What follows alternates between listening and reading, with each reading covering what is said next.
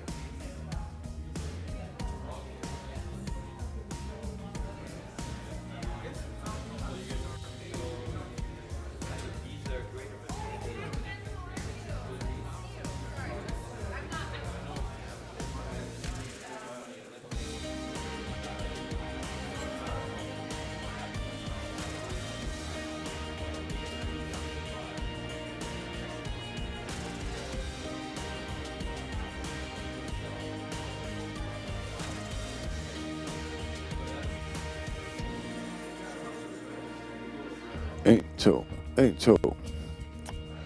1, 2, 1, 2, 1, 2, 3. 1, 2, 3. 1, 2, 3. 1, 2, 1, 2, 1, 2, 3. A, A, A.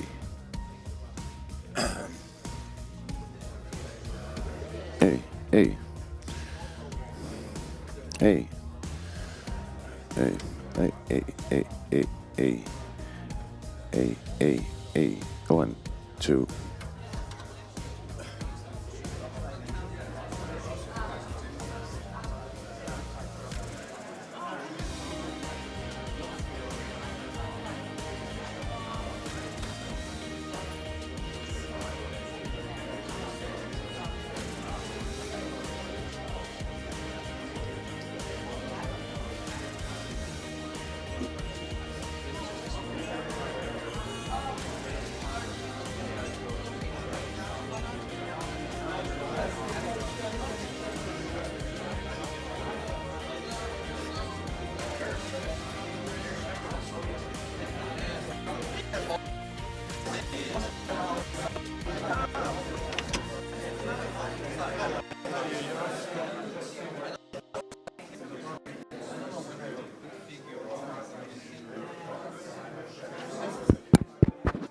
One, two.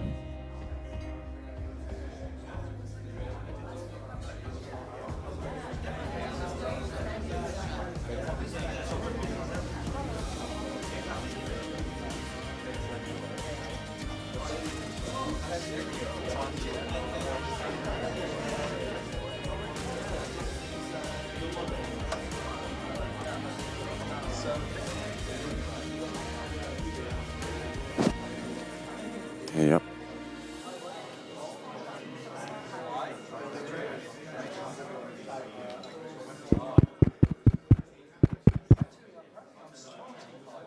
Hello, hello, hey, hey, ho, ho.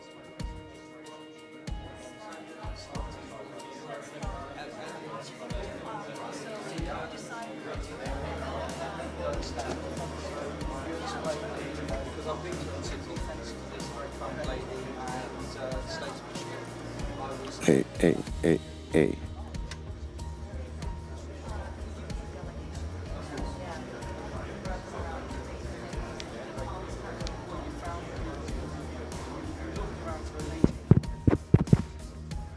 One, two, yes, thank you. Yeah, okay.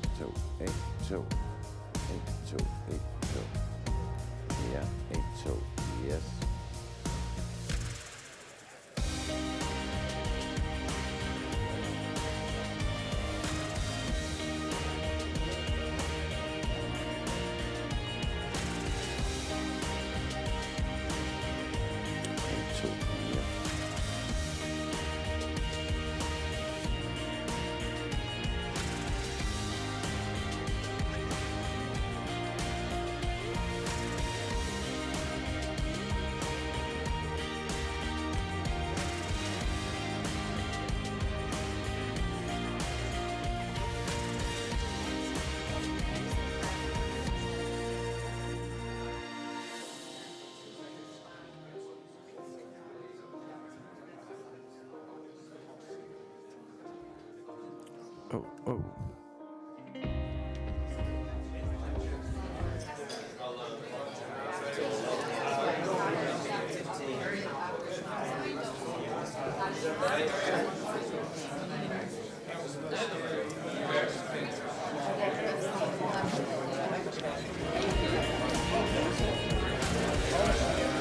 So he's our man that's meeting.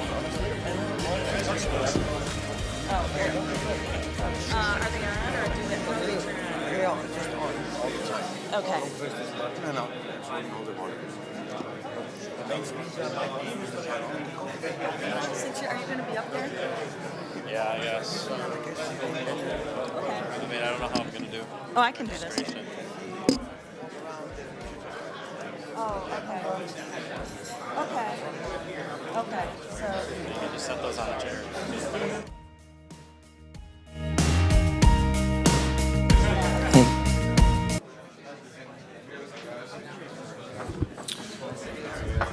All right. Get our sound guy back there. If everybody could take your seats. If everybody could take your seat. If everybody could take your seat, we're going to get started here.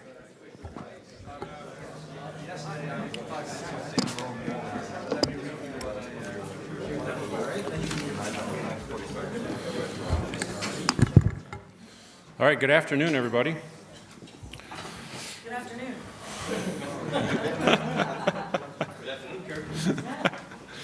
It's great to see all of you. I know there's a couple of us that spent yesterday afternoon in this room as well. That was a great conversation. I'm looking forward to another great conversation today. You'll see there's open seats. I know that there are people coming throughout the day. They had other conflicts that are, some of our colleagues will pop in at 2 o'clock or 3 o'clock. So just recognize people will be coming and going, and provide them some space to get in. So welcome to the Intelligent Vehicle Testing Symposium 2.0. My name's Kirk Steidel. I'm the director of the Michigan Department of Transportation, and because I didn't have enough to do, I also assumed the role of interim president and CEO of the American Center for Mobility. And the best thing is there's somebody else here from the American Center for Mobility that will be able to talk about the facility in much greater detail than me. So this session and this symposium is really, it's a continuation of last year's inauguration session that we had in Montreal that was convened by Governor Rick Snyder.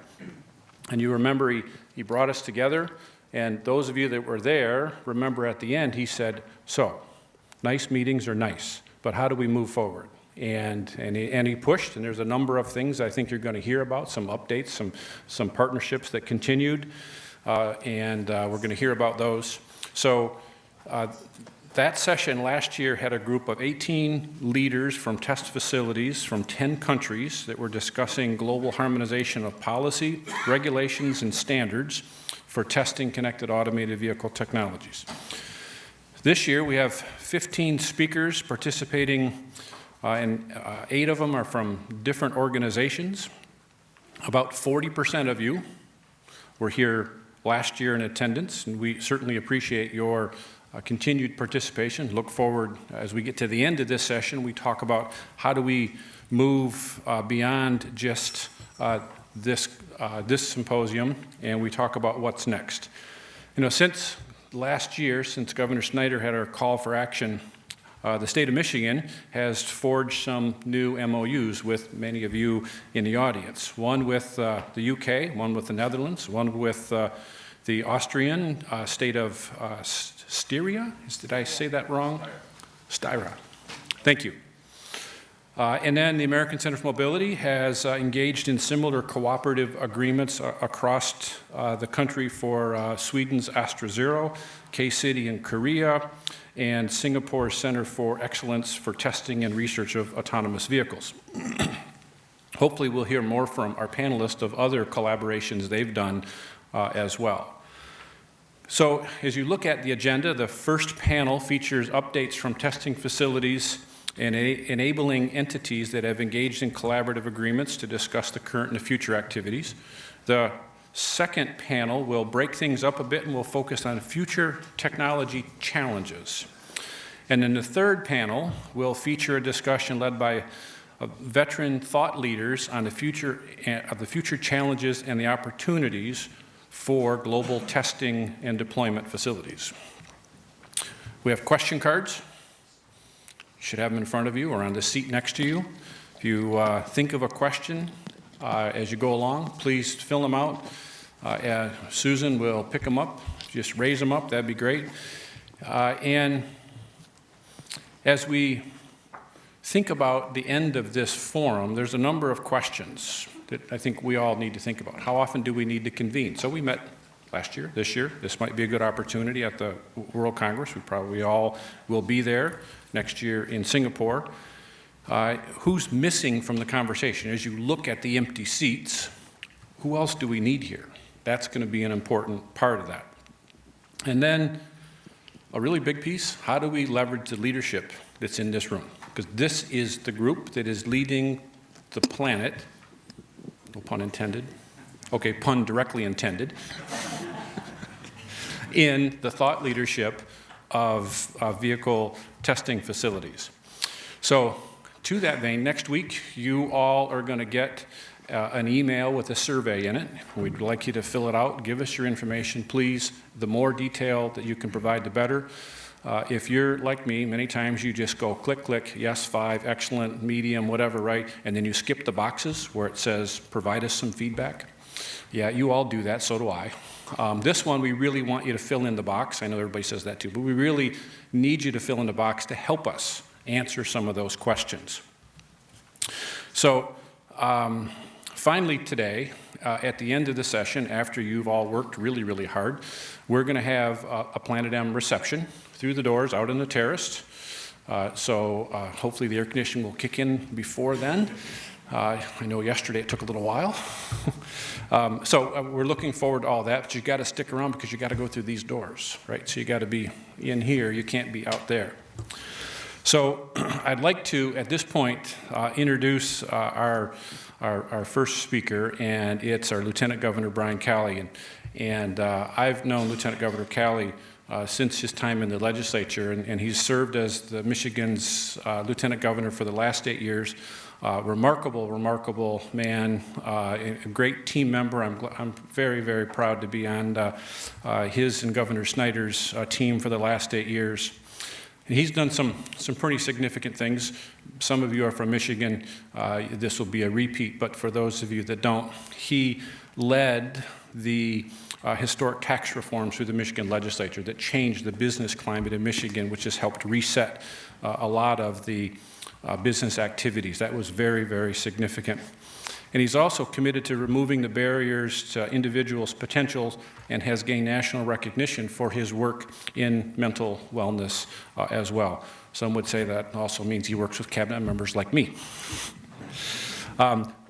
As I mentioned, he served 2 terms in the House of Representatives before he was elected Lieutenant Governor, and he holds degrees from Michigan State University, from Grand Valley State University, and from Harvard. So please join me in welcoming Lieutenant Governor Brian Calley.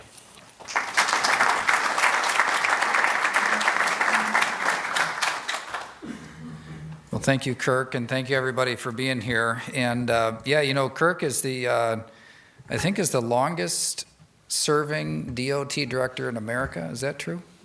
One guy by 4 months longer. Oh, one guy 4 months longer. All right. Well, it has, you know, when in the political world, it's very unusual to have department directors carry over from one administration to another, especially when there are changes in party. And yet, Kirk has defied that. And so it really has been an exciting time. I mean, everything that is happening today with respect to the what we used to call the automotive industry, and now as we transition to thinking of it more as the mobility industry, there's so much that goes into this name PlanetM that we had that we developed, and it's a happy coincidence that Michigan starts with M, but really it's a lot bigger than a state. We're talking about mobility. We're talking about moving people and goods and services all across, literally across the planet. And as technology advances, we think of it this way in Michigan with our education system, we try to help people get prepared for what the economy of tomorrow is going to require. We think of technology like never in the history of the world has technology moved as fast as it is today. But never again in the future of the world will technology ever move as slow as it is today. And in this world of change that we're living in, it becomes much more important that we cooperate. We're used to competing, right? We're competitive. I mean, Michigan, we're as competitive as you can find, and so regions and states and nations are very, very competitive, and then individual companies all across the globe are very, very competitive. When it comes to the deployment of the technology that's out there today, we've got to compete, but we also have to cooperate and share and collaborate. And that's what PlanetM is all about, and that's what this symposium is about. And the reason why we've been so involved in ITS is because there are so many of the players that are required to deploy this technology in a way that is safe but also fast are convened here. And so it's a natural place for us to continue this conversation, pick up on some of the threads that Governor Snyder had left off on last year in the previous conference. But I thought before I get into something you're going to hear a little bit about later on with respect to some information that we'll be sharing today, I thought it might make sense to just remind ourselves, though, about how big a deal this is, because the technology and the convenience that can come along with it, that's compelling enough on its own. But we're talking about elimination of congestion. We're talking about reduction of pollution. In fact, the promise of reduction of pollution that this industry brings to the table is so much bigger than what we were thinking about in the regulations of the past in terms of how a vehicle is constructed. But now when it comes to traffic management, reducing congestion, more efficient use of the roadways, the wear and tear on the roadways going down, the pollution because of idling going down, the efficiency of vehicles because of the efficiency of the use of the roadways going up. Those are all compelling enough, but it's also life and death. Right? Most accidents, over 90%, are caused by human error. And so what a huge difference this will make when we can take human error out of the equation. But then it's also about movement of people. It's freedom. People can move from where they're at to where they want to be. And so whether it's people that are economically disadvantaged that are now going to have the whole world opened up to them, or people with disabilities that have always had to rely on somebody else's assets and somebody else's schedule to move around to be able to gain that mobility on their own, or a person who has aged and has lost some function that makes it impossible for them to move around without relying on other people. This technology, it is going to create more freedom and open up the world of opportunity to that many more people. So it's so exciting what's happening today, but it requires that we do cooperate and we work together on establishing the standards and testing, proving out the concepts, and also whatever regulations or standards are established in law, that they be the types of systems that allow for the market to bring something to market and not have its growth limited by jurisdictions and boundaries.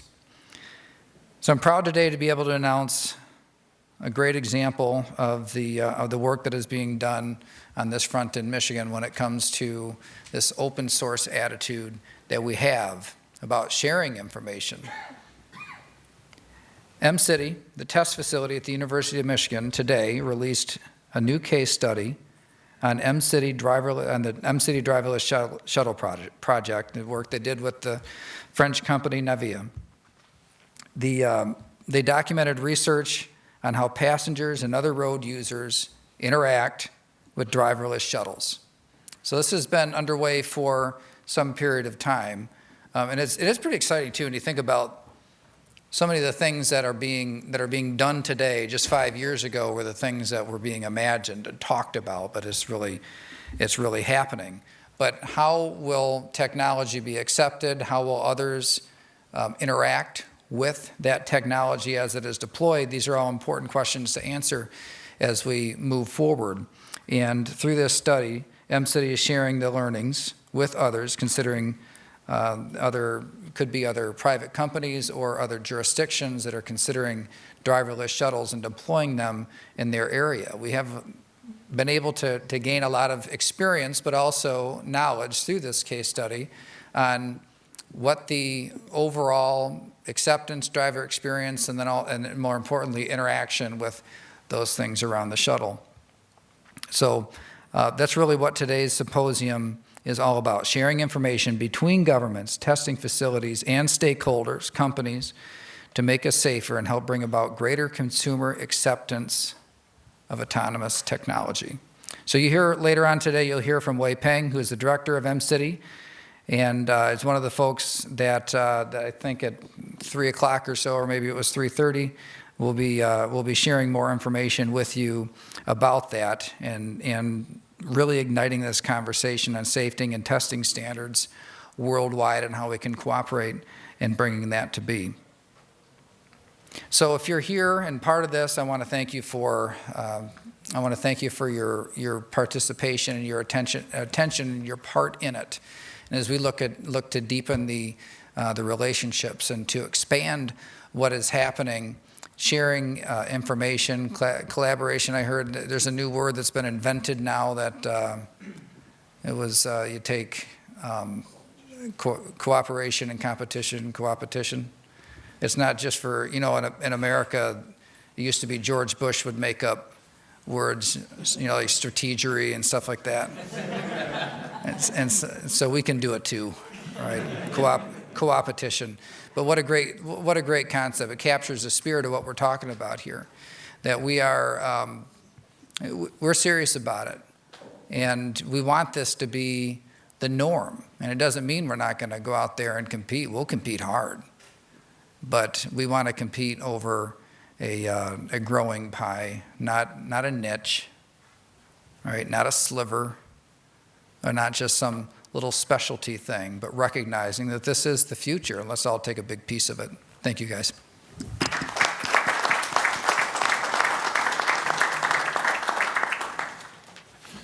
Thanks, Lieutenant Governor.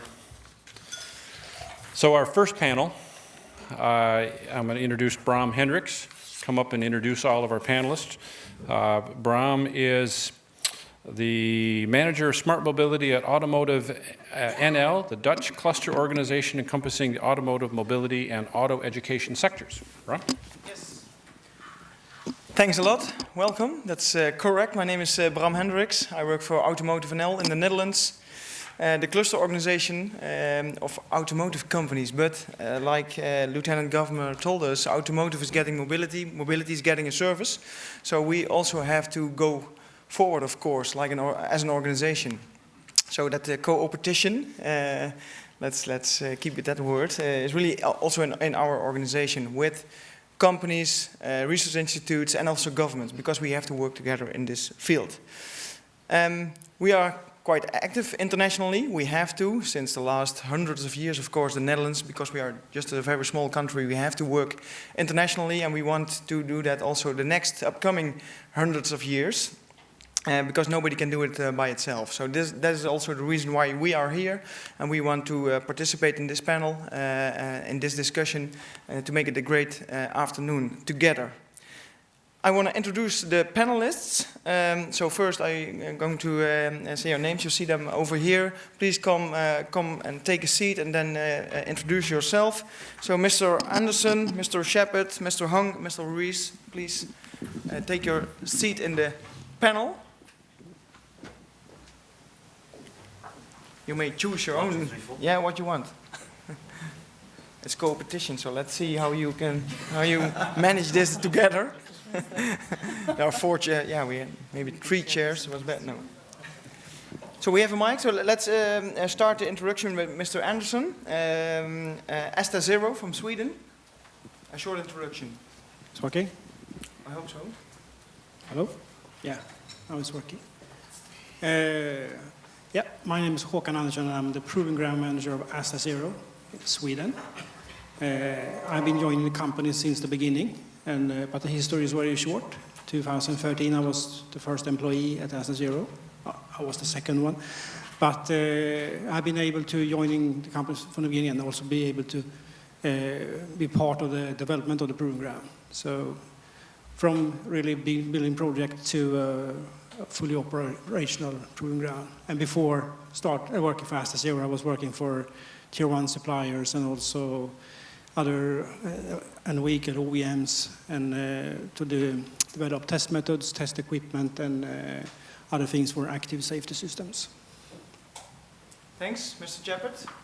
Yes. Center for Mobility. Good afternoon. Mark Chappett. I'm the Vice President of Facility Operations and Construction at ACM.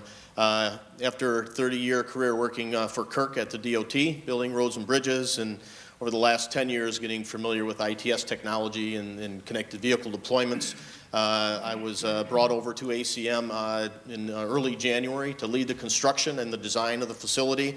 Just in August of this year, I retired from MDOT and went full-time at ACM. So very excited about that opportunity, continue working on the build-out of the facility, and I'm now taking over track operations as well.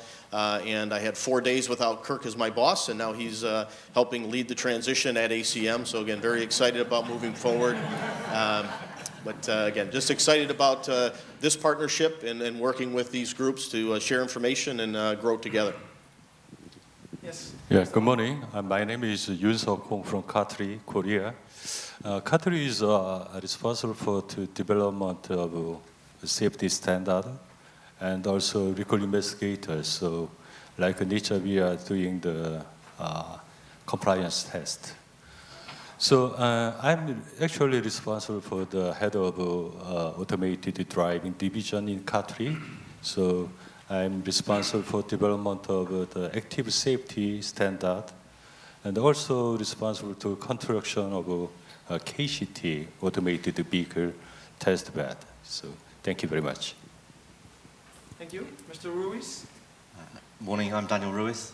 I am the Chief Executive of Meridian, which is the organisation that has been established in the UK to coordinate all aspects of CAV development, to accelerate deployment of CAV-enabled systems and services in the UK, and to complement what's been going on in the last few years by government, setting quite a clear direction from our Centre of Connected and Autonomous Vehicles, along with the industry in the UK, which is blossoming despite political upheaval, which we won't talk about at all.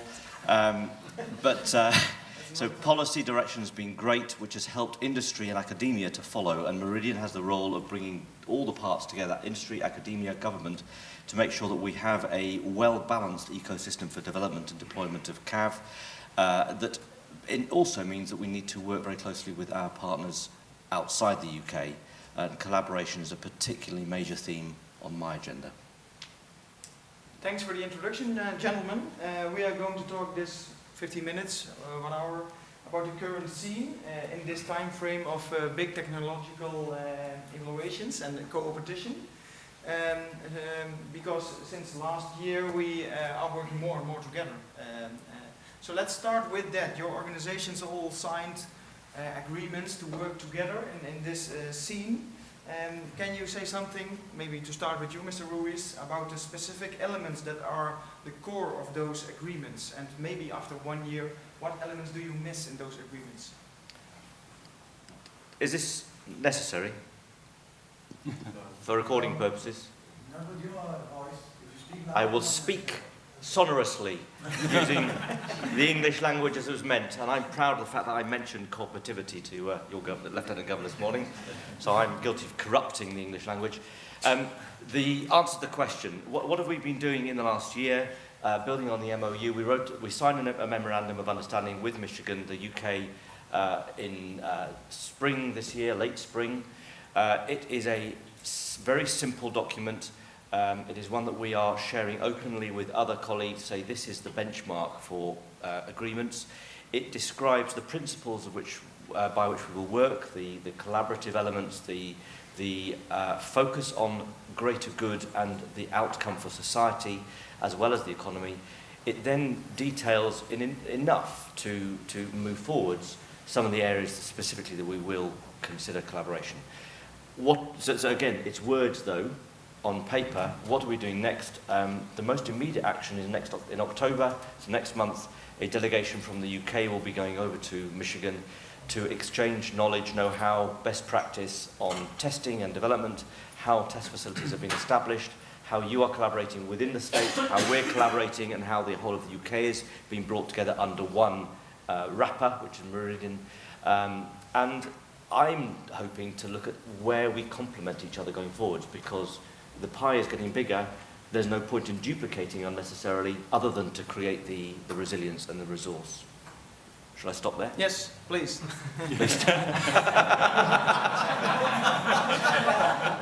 I shan't take it personally. That's what you promised me. I did promise. Keep it short. Okay, MOUs, very, very good. Eh? Of course, you have to know each other what you are doing. But Mr. Hong, can you tell something about the more specific elements in MOUs and what's in for you? Why are you signing an MOU? Yeah, actually. It works. Oh, yeah. Actually, I'm very interested about the how can we validate the automated vehicles' safety is enough or not. So it's also very important thing is in the worldwide safety standard harmonization is also very important one. Also, to check in the test bed also very important. So we'd like to cooperate what facilities are necessary to test to validate the safety. So that's my main reason to cooperate the contractor. Yeah. Okay, that's clear. Thanks. Mr. Chapek? Yes. Can you add something to that? Yeah, at ACM, I think what we're looking to do is leverage the knowledge of these other facilities, help us develop the right facility with the right capabilities to serve industry.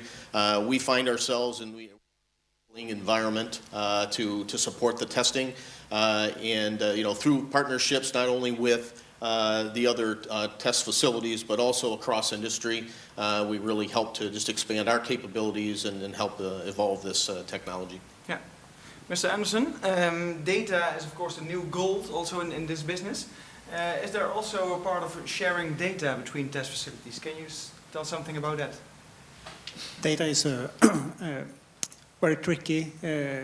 Usually the data belongs to our customers. Yes. But data that is produced in research projects and similar projects, then that we could possibly share with our other partners in our collaborations. And I think what we can share more is how we produce the data, how we do the setups of the testing, also how to collect the data in a smart way, how to compress the data and also transfer the data, server systems. I think that is more of importance to share when it comes down to the detail, to the data. It's very hard to share because it usually belongs to the customers. Can I Yes? add something to that? So one of the things we are doing in the UK is exploring how data marketplaces can work. So that's exactly as you describe, that the collection of the data, the harvesting of data is happening, and data is being generating in enormous volumes. But there are a number of data marketplaces which we are now starting to explore, see how they can take data from its raw state through to intelligence and the ability to make decisions with it, and all the way through establishing what the value of it is to the providers, to the developers, and that exchange then takes place. Yeah. That's not a question, but No, it was a statement. Statement. That's Sharing. Sharing. That's very important. And of course, we have the form for the questions. But yeah, let's keep it also interactive. So when somebody has a question, just raise your hand and let's keep it interactive because we have quite a long afternoon together. So keep it interactive and come up with your questions. And yeah, let's and also statements are welcome because this panel wants to react on statements. I know that. Is there a statement already? Yeah, no, not a statement. Just Question.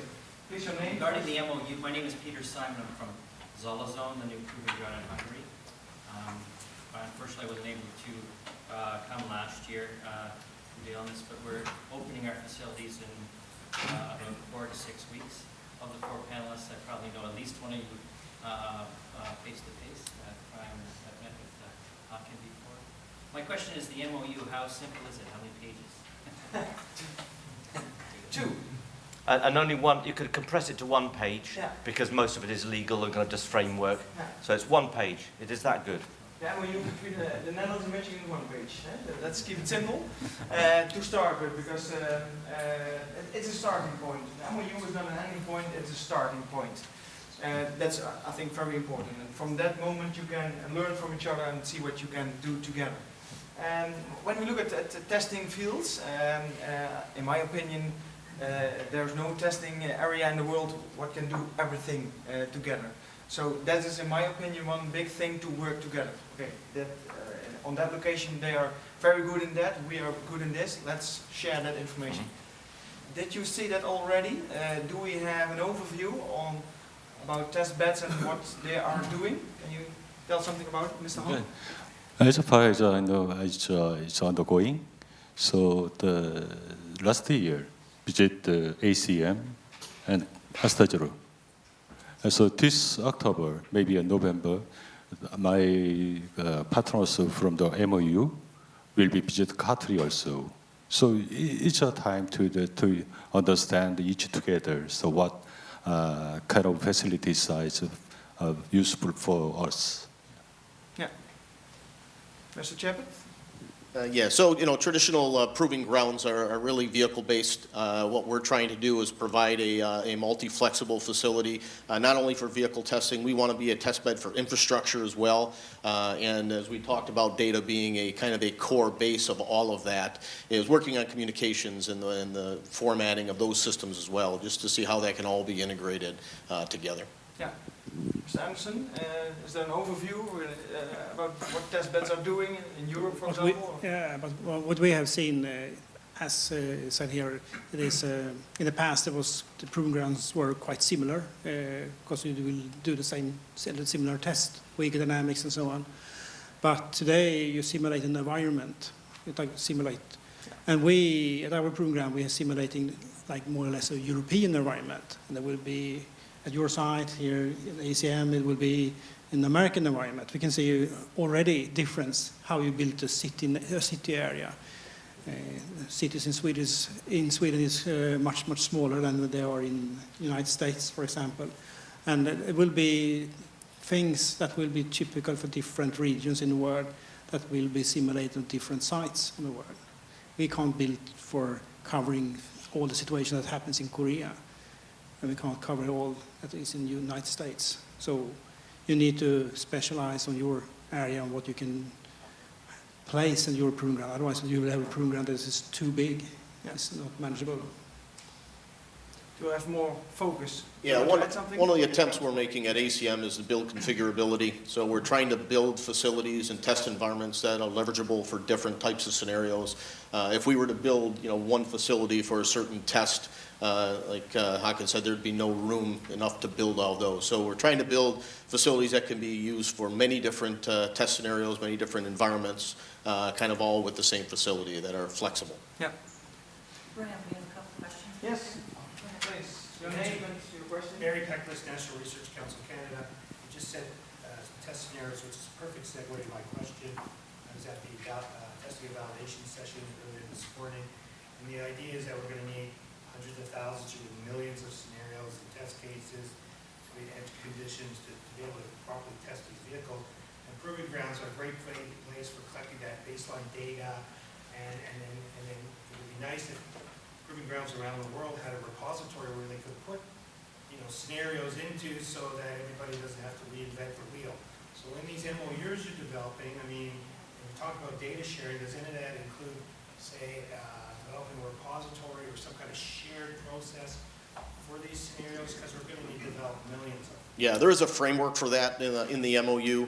So, one of the things that we'll do is identify, the test capabilities of each of the facilities, but then from that point, develop the types of tests you can perform, the different scenarios you can accomplish, and then in some respects, the results of those scenarios, so you can, be able to collect the progress on the development and the movement of the technology. So again, we're each going to have our own processes and procedures on collecting those, and the ability to, again, share those scenarios together and help us each build up that repertoire, I think is important for all of us.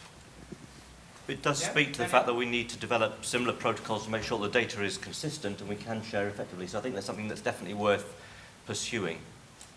There is an open map, open scenarios platform available. It has its limitations, but it's a start. Yeah. Sorry.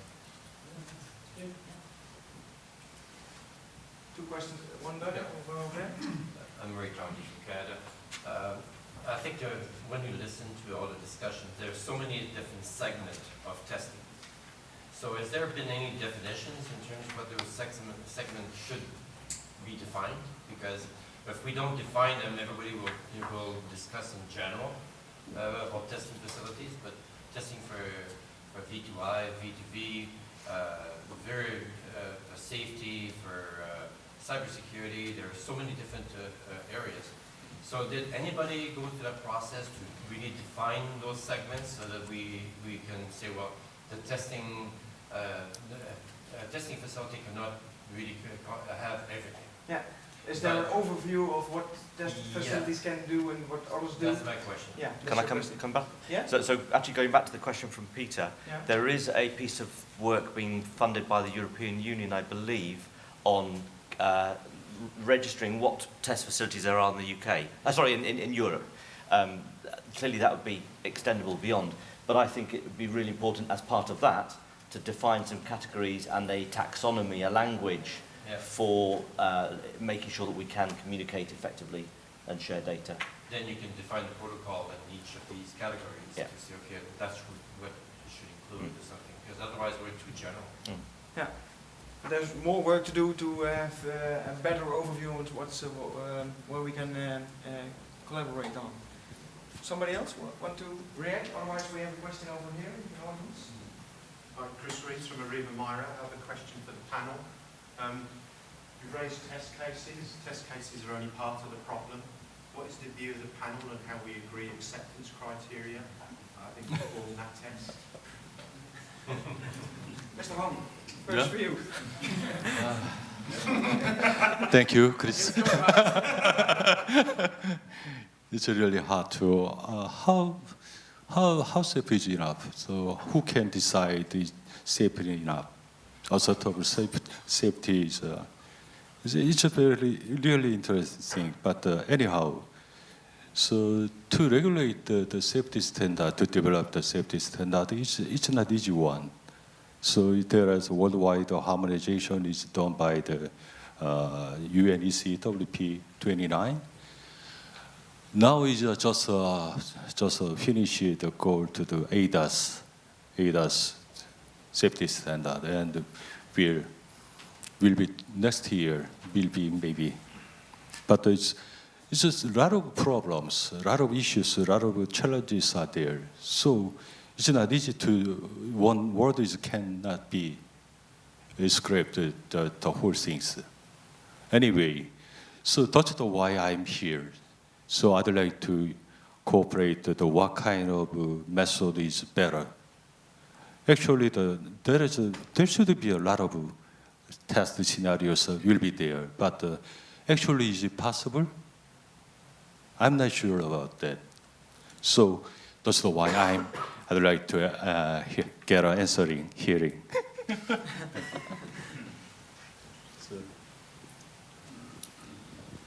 Yeah, it's an interesting question. I don't know if there's an opportunity to get global agreement on what those levels should be. One of the examples in the U.S. with vehicle safety is there's a self-certification process. So there may be some guidelines or standards that are established for minimum requirements, but then what makes a product ready to go to market, and that self-certification, that individual companies' validation and confirmation process to when they're comfortable to release it. I think that may be a model that is used. But if the test facilities work together, at least on the scenario activity, and understand the results, then we can at least establish some baselines that self-certification process could use, maybe even in a global fashion. One more thing. I think the S. Back here, Ron. Okay. Just a question on the MOU itself. So I'm aware that every country has research programs, projects, the European Union has. And a lot of these projects are actually tackling the similar questions. For example, scenario description language. So we were talking about a standard way to describe scenarios. So I'm aware different countries are doing the same research project, or trying to do the same research project. So is there a part of the MOU where you disseminate or at least talk or collaborate on the findings of these research projects, not the test beds, but the research projects itself? Mr. Anderson?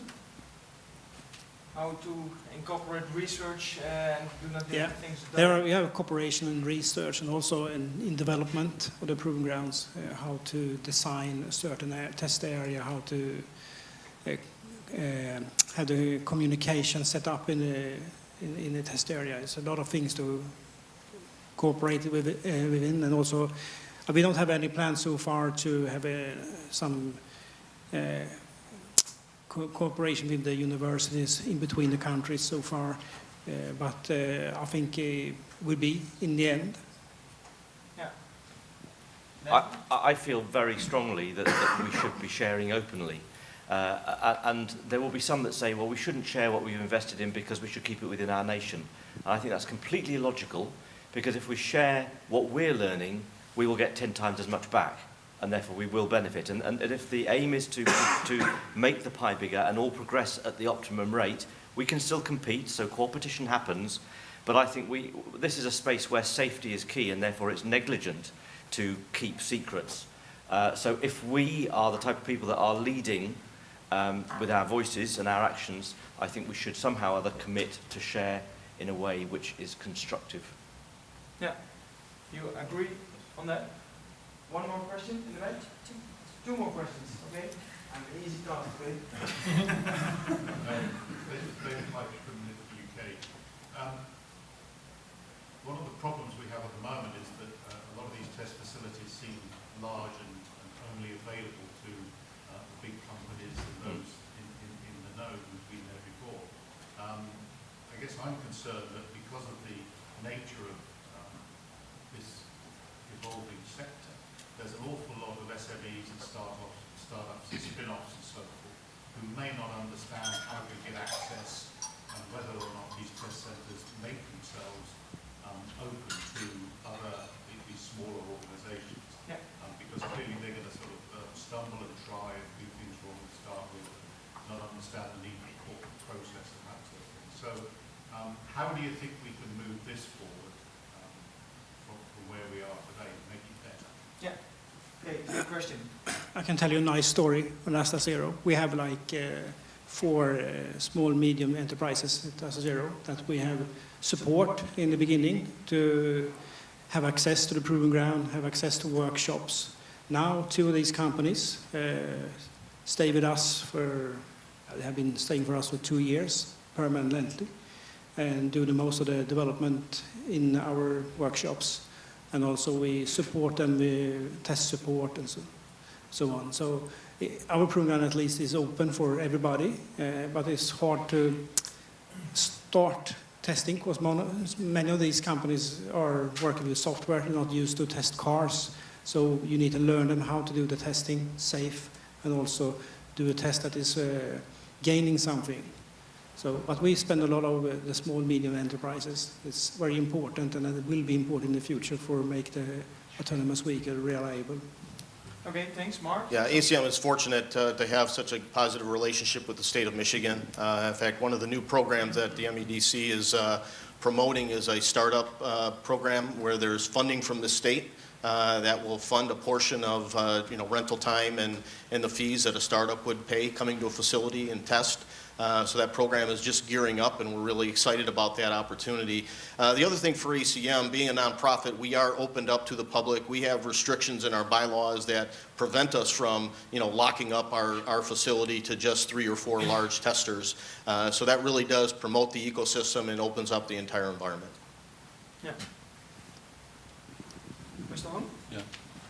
So I actually totally agree about that. So in Korea also, very little test facilities open in public. So my facilities, the proving ground is approximately 2 million square meters, but the KCT is only for the 330,000 square meters. But anyway, the customer can use the Katri facilities. So actually, annually, approximately 100 institutions use my facility, and also the 6 companies reside in Katri. Also, the KCT will open in public. Anyway, the next year we will start the construction for the workshop and the office to the new customers, new stakeholders like the telecom and electronics and so on, tech provider also. Yeah, that's what I would like to. Daniel, maybe you can tell something also about, because we have closed test tracks, but also more open test tracks. Yeah, so the UK test bed is quite diverse. It's got the conventional test facilities, proving grounds like Hariba, Myra, and Millbrook proving ground, but we also have semi-controlled areas where there are road networks which are not on the public highway, can be used, and then the public domain, which includes around a part of London, so Europe's only megacity, but also around the West Midlands of Britain, which is a very diverse rural, urban area. But coming to the specific question, I think there are probably 3 mechanisms that I can think of straight off. There are probably more. One is giving small and medium-sized enterprises the opportunity to meet with, work with, integrate with others that complement their activities and can take them forwards, whether they are larger companies or just clusters of small companies. So that's part of the facilitating role of an organisation like Meridian. A second is actually providing funding, so whether it's government funding in the guise of the £500 million, or sorry, £250 million that has been currently committed to investment in CAV, or it's creating venture capital opportunities or other funders. So putting funders together with SMEs is something we do along with our Department for International Trade. So it's open to international companies too. The third is using some of our funding to using a kind of voucher scheme is what we're considering. So we will go to Hariba Myra, to Millbrook, to Warwick Manufacturing Group, to TRL, and say, these companies have been giving vouchers, they can spend them wherever they want around the UK on any part of our testing infrastructure to do whatever they need to do to develop their small business idea. Okay. And I think that's quite an interesting one. I suspect that's not dissimilar from what is going on in Detroit. Yeah. In Michigan, sorry. And that's also interesting to share that approach, because we can learn from that. Okay, so that's very good. Okay? We have done 1 and 2. 1, okay.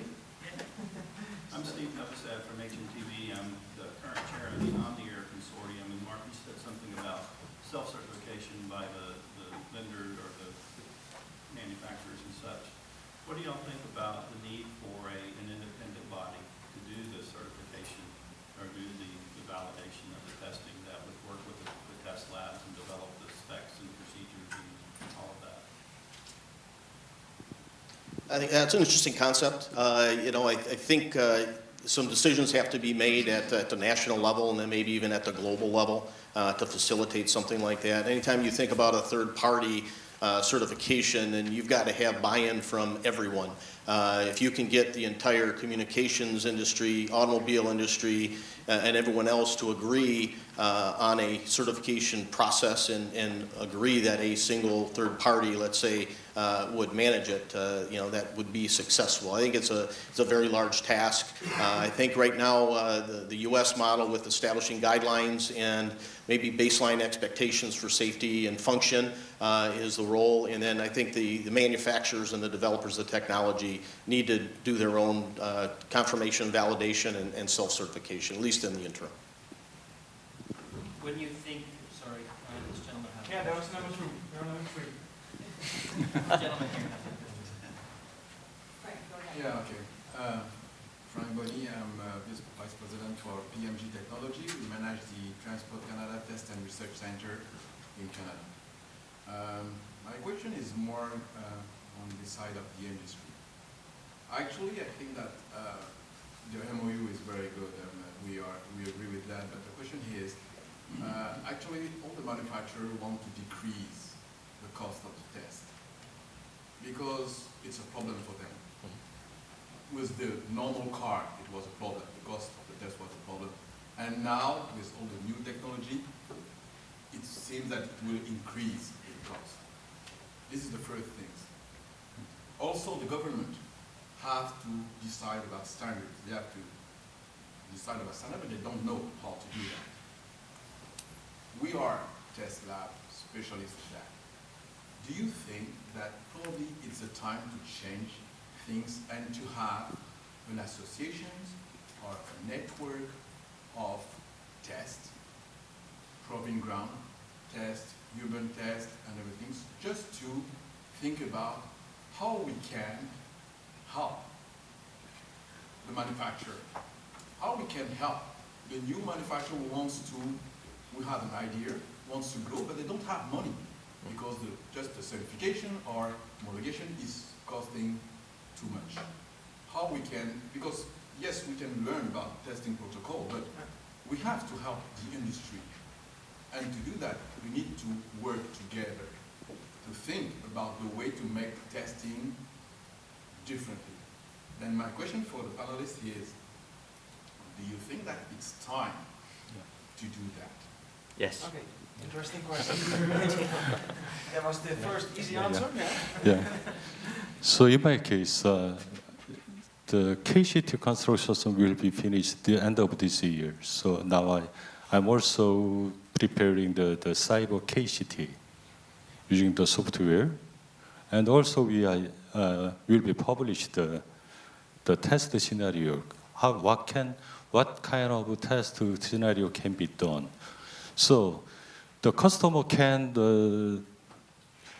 before to the physical testing KCT, they can perform the cyber simulation according to my published software. So they can just validate with their vehicles, the physically in KCT. Before then, they simulate. So you save his money. Yeah, again, I agree. I think the way to save money on the testing part is through simulation, and leveraging that computer analysis, and you can resolve a lot of issues and make a lot of progress in development through simulation, and really reduce the amount of time you actually have to spend out there and do the testing. ACM's got a new partnership with Siemens and TAS International that they'll be starting to work in providing simulation services on our facility. And our ultimate goal is to have the three-tiered methodology of testing between simulation, on track, controlled environment, and then on the open road through the benefits of the legal aspects within the state of Michigan. We think that combination really is going to help accelerate that technology development. Simulation plays a real significant role. My question for you is a little bit more. I think that what I'm talking about is we have probably the opportunity to make an harmonization of standards all around the world, not about just talking about simulation, but work together to provide new standard, new reference that a manufacturer, even if he's selling his product in Asia or in North America, he don't have to change standard, he don't have to adapt his product. He has to ensure that globally we have to save life. And life in China or in Asia or in America is the same life that we have to save. That's why we don't have the same standards. And we can I answer that partly? One of the problems is that there is a disagreement between certain parts of the world as to what the standard should be. So, and that's forgive me, civil servants fighting. Civil servants are a race. What I think that you asked was, should we get together to create a single entity that is going to provide some focus, a single voice, a single strong voice, which will help civil servants make the right policy decisions? And I agree absolutely. One of the things that came out of yesterday's workshop was a suggestion that we should look at some of the stepping stones through the year, such as this one, AV Symposium in San Francisco, ITS World Congress in Singapore, and a couple in between. Say, what can we do progressively to move towards having a consistent voice? Yeah, okay. Okay, we have a lot of questions from the audience now. I think 4 or something. There's a single one in the back over there. Please your name and question. My name is Peter Simon. I'm from Zolazon. It's a new Still. Hungarian proving Yeah, ground. yeah. Sorry. All right. So, the role of proving ground is changing now. It's not just passive safety related. Yes, more simulation has to occur, so why don't we embrace simulation and have all our proving grounds in a simulated environment and have that open to universities and to the manufacturers. And the proving grounds themselves are actually unique to the local location, so certain proving grounds can only do certain scenarios. I cannot do a scenario for the UK. My roundabouts don't work that way. I can't do the parking like in the US. So the universities and the manufacturers can go and pick up and do their scenarios and potentially find the bad ones or the ones they need to go deeper into. And that's where our role is now. It's still the passive safety, but in terms of taking ADAS to AD testing, that's probably one way or one route that at least our organization sees, that we're changing our focus from testing everything to testing what the customer needs and what the customer thinks is critical. That's that situation or that scenario. Okay, thanks. It's also been more a statement, I think, than a question. So just a comment on Mark's comment, I guess. And I think of one more situation where you're going to want to use simulation, not just because of cost and the number of scenarios, but safety. And there's some scenarios that are just too dangerous to do on the test track or the proving ground. And the only option then to thoroughly explore it is through simulation. Can I comment there? First of all, there was a very direct analogy with 20 years ago when we were developing crashworthiness. The fact that you cannot test every single scenario and it cost an enormous amount to build a prototype meant that computational techniques had to come in and come to the rescue. Yeah. But they then very quickly complemented. They're not a replacement for, they complement. And I think exactly as you just said, they can explore different areas and it is a no-brainer that we need to simulate. But I think what Mr. Hong was saying is that developing a digital twin for each test facility, again, as you say, is something which should be almost insisting upon, because without it, we can't derive the most knowledge from our efforts. So again, I think there's going to be violent agreement. Part of the challenge is deciding to do stuff, agreeing to do it, and then getting off and doing it, rather than just talking about it. Karen? Yes? Karen? So this is maybe taking things in a slightly different direction. Recently, I think we've seen a dip, a downward trend in consumer trust with recent incidents.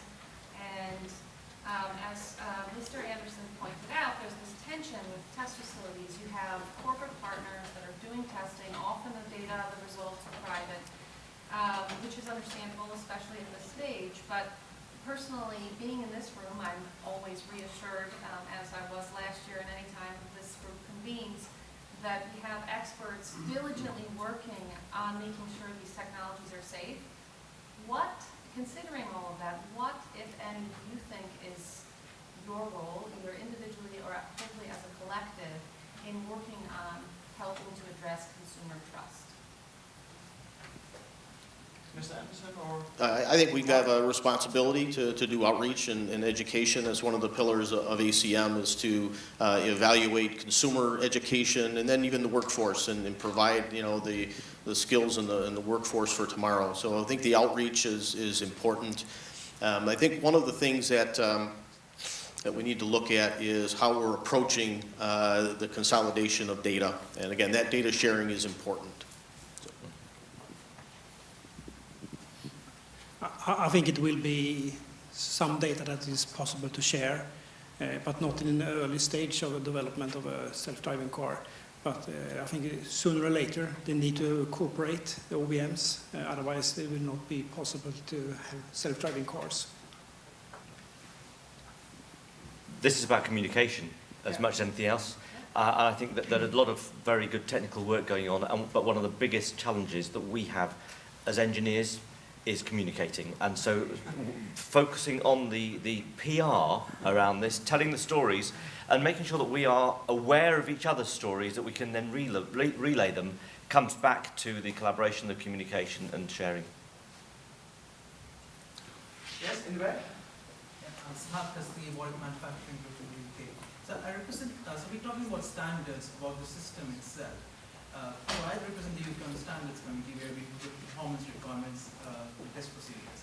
One of the challenges we have is standardizing the test environment itself. So we're talking about test beds, we're talking about simulation packages. Is there a thought in this panel that we need to standardize what is a good simulation environment, what is a good test bed, and how do you actually quantify that? Because it's right now very vague across different environments we have. A lot of questions. Yeah. Environment is quite interesting. If we go back 10 years, I think that then decide all the test environments should be sunny, and then it should be clear skies. It's important, daylight, and no strong wind and so on. That's things that have come from the past, still in our test procedures we're using for the active safety system, which is the first step towards the self-driving car. And I think it will be, in the near future, will be a change. Right now, we have this year we introduced running active safety testing during night. It's the first time we're running active safety testing during night, and this is the test protocol created by Euro NCAP. So I think it will be more and more things that will be add-ons, but usually you have nothing around your car. There should be no buildings, nothing, and it should be very nice weather. Yeah. But I think that will be important to change this in the standardization. Yeah. So, yeah, in my case, I'm also the construct data sharing center in Korea. Really, it's not easy. So most of the information is belong to private sector, so they didn't like to sharing the data. So first one is so what kind of data can be used. So first one is how can I collect the data. So and the second one is the customer. What's the need from the customer? What kind of data I need from the customers? Anyway, it's very difficult to handle that. In worldwide, in the regulation area is already done. The worldwide harmonization is already done. And the second one is to sharing the test bed information. To sharing the test bed information is also very important one. And then maybe next step will be the data sharing for customers, maybe for the developed the technology and so on. So it will be done, I think so. Yeah, that's some work. So Frank and Chris. I have a statement to that. So I would prefer that we say, yes, we need a strong voice, first of all. And then let's start with the simple things. Yeah. We are talking about impossible testing. We need simulation. Yes, okay, maybe. But let's start with the simple things all can agree. So I would expect from our autonomous car that you can pass a normal driving license exercise in the city in a reliable way. Let's do it. Let's agree on that. And then we can, step by step, add the difficult things and agree on them. But let's start with the simple things everybody can agree and bring this group of strong voice to work with the simple things, and then the other things will be solvable. A win-win situation for the authorities and also the companies that don't start to think about the impossible testing for that group now. Let's do that on the test fields, and then Volkswagen can do that in his test field, and Ford in his test field, but the agreeable things we have to push together now, and that's urgent. When you see what the guys from Waymo are doing in San Francisco. They're still starting without us, without testing on testing proof grounds or whatever. They are trying in the city. And if we want to do good things for society, let's start now as a simple part. Yeah. That's my statement. Okay, that's a clear statement. The KISS strategy, and keep it simple. To start with. Yeah, I'd like to go back to the previous question, just make a comment on that. I think there's a role for the responsibility of these test beds to provide an independent and impartial view, not to determine a minimum level of safety, but to get to an acceptable level of risk associated with these systems.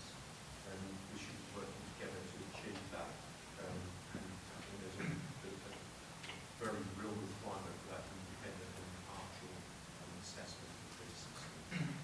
And it is a system, so we're not looking at vehicle in isolation. It's actually, when we've got terminologies around this vehicle, we believe it's actually the vehicle as a system or systems through that. Thanks for that statement. Agreed. Someone wants to react? No? Okay. Also not on the keep it simple statement. Is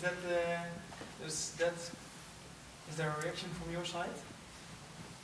Are we too... It makes common sense to start to do things in a simple way. That this is a quite complex beast, though. What we've got to avoid is trying to make progress in one area and leaving other areas behind. So it immediately is more complex than it might have been.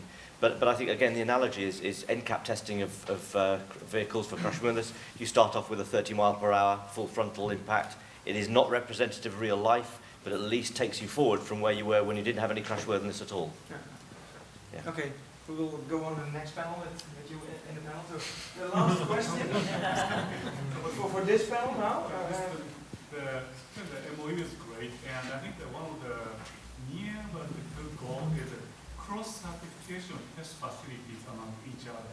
Because like Steve mentioned, that if there are 10 required scenarios, if I bring my car to ACM, American Center of Mobility, for 2 days and do like 7 tests, if I do those 7 tests and pass it, I don't need to go to K-City to do the same thing.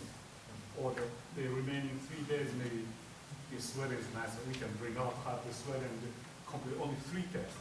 Then I can put a big check mark on my test scenarios. If they're cross-certified, some test in ACM is valid as KCT, accepted test in KCT and AstraZeneca and so that would be a very good scenario for manufacturers. Is that also a good scenario for you? Yeah, absolutely. Yes, you agree on that? I agree. This is what I'm talking about. This is the end. The very last question? Yeah? When we begin. Yeah, when we begin. Because this is the base of this network, is to have a network of test lab who can share, can define what is the level, what is we are able to test, and where to have a roadmap for the manufacturer. I say we have begun because organisations like this that Susan and friends have set up. The workshop that was carried out yesterday, led by Meridian and Centre for Connected and Autonomous Vehicles in the UK. Similarly, we're starting. I think what we need to do is keep it simple, as has just been stated, focus on a number of key areas, and together use those to develop our one voice and our way of working with one voice. That will not stop activity across the board, so the complexity is maintained. But I think in order to pursue your agenda, which I agree with, we need to pick some specific topics and use those to create our voice. Yeah, thanks for that summary. That was also my task to do that, but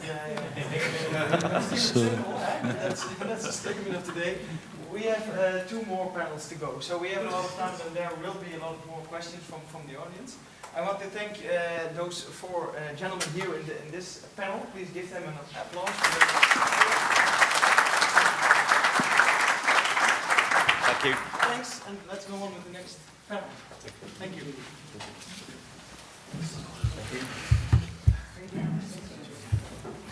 Well, you know, you always wonder when you bring a group of people together whether people are going to collaborate or they're going to sit there and maybe need an extra cup of coffee.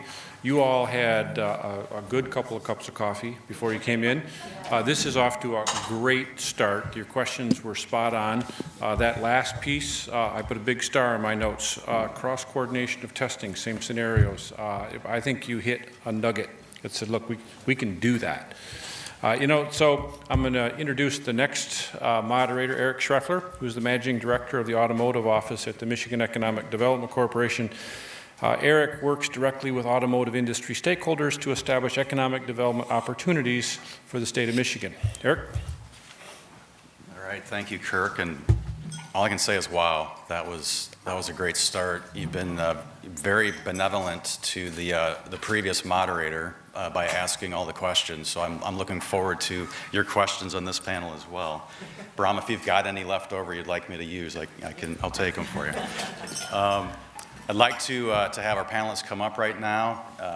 Frank, Gwen, and Ben, if you can come up, and we'll get started with having you guys give a little background on who you are, what you're doing, and some of the main focus areas that you're working on, both personally and within the organization. So, Gwen, would you like to start? Yeah, thank you, Eric.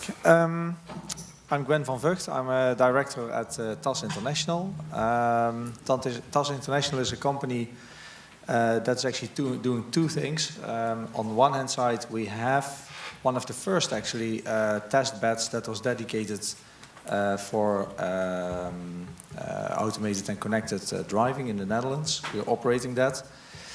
And we have been using that for our second part of the business, and it's actually setting up simulation models for connected and automated driving. And that is, I would say, our goal. Our goal is to build a simulation framework that can be used globally for the difficult task to validate and eventually even certify automated vehicles. So that's what we are working hard on.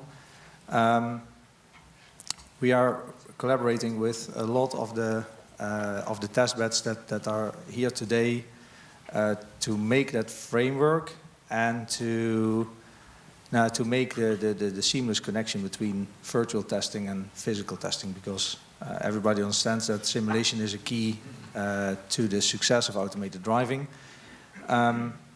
However, we also know what the limitations are of simulation, and for that you need also still to do physical testing, and for that you need these proving grounds. So that's a little bit the background of TAS. And by the way, since last year we are part of the Siemens business, and that helps us actually even to expand our exposure and our coverage and our investments even further. So that's a good thing. Thanks. Oh, yeah, yeah. Ben? I do. Hello, I'm Ben Folser. I'm an Associate Director at KPMG. Most of you will probably know KPMG is a professional services firm with member firms across the globe. My responsibility is to lead our transportation and infrastructure technology team within the UK firm, but I also have a global role as a subject matter lead for payments and mobility. In terms of the scope of this work, KPMG is doing a significant amount of work advising transportation authorities, operators, and of course the private sector in everything from strategy and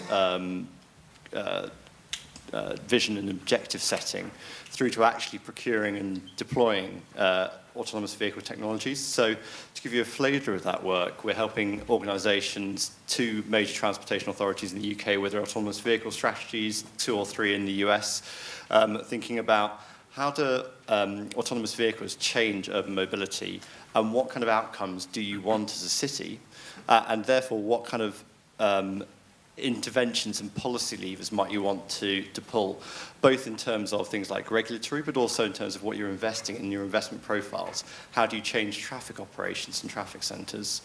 How do you change how you engage with your customers? And what do you want your ecosystem and marketplace to look like? And then we also work on helping clients to procure technologies and to change services and deliver transformation.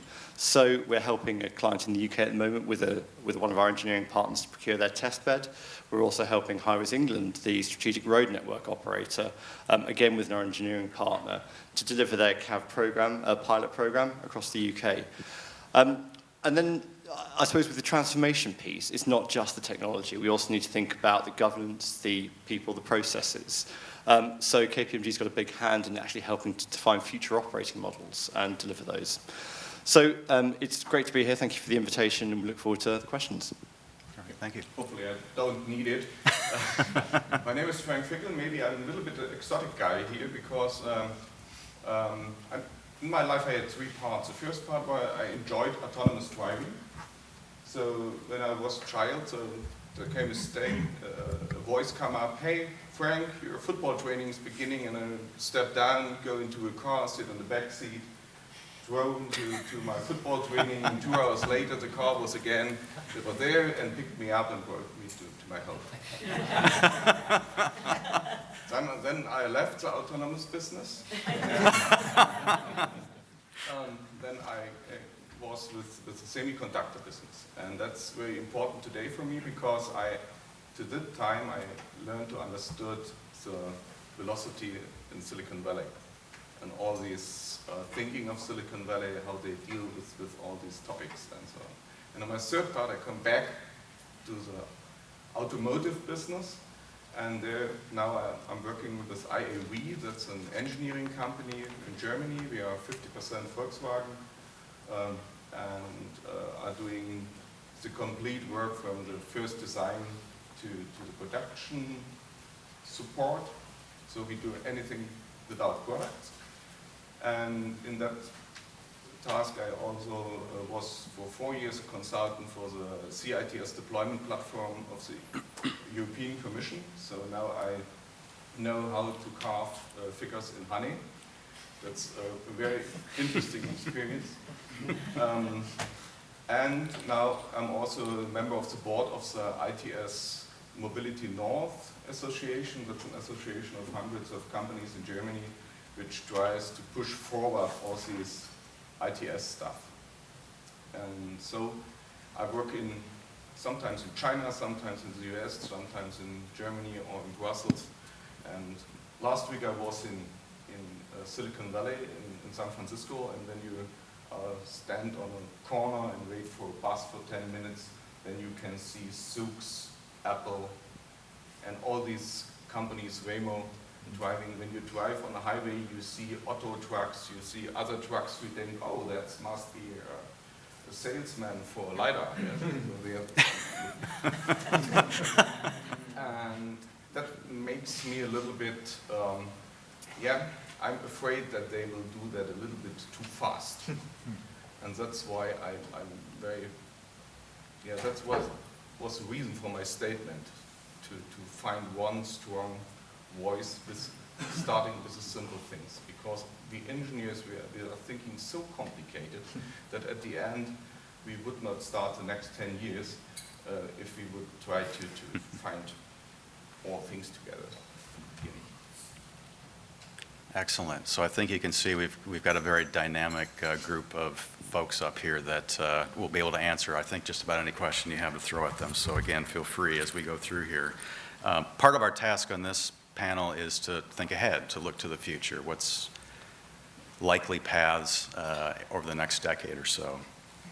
The first panel talked a lot about testing of current technology. So I would like to ask our group here from a technology maturation standpoint, are we really going to be spending the next decade or so testing, validating, and perfecting the technologies that we have today?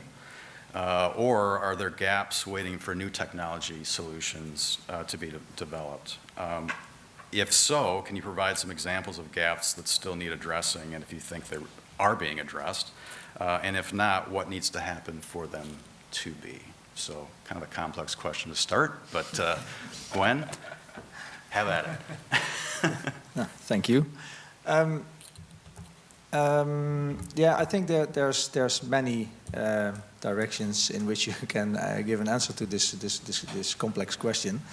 But if I look at it, there is maybe three areas in which I would like to answer the question. So the first area is that, to give a short answer is that yes, there's definitely gaps and there's definitely things that we are still not doing and that are actually, I think, important to make,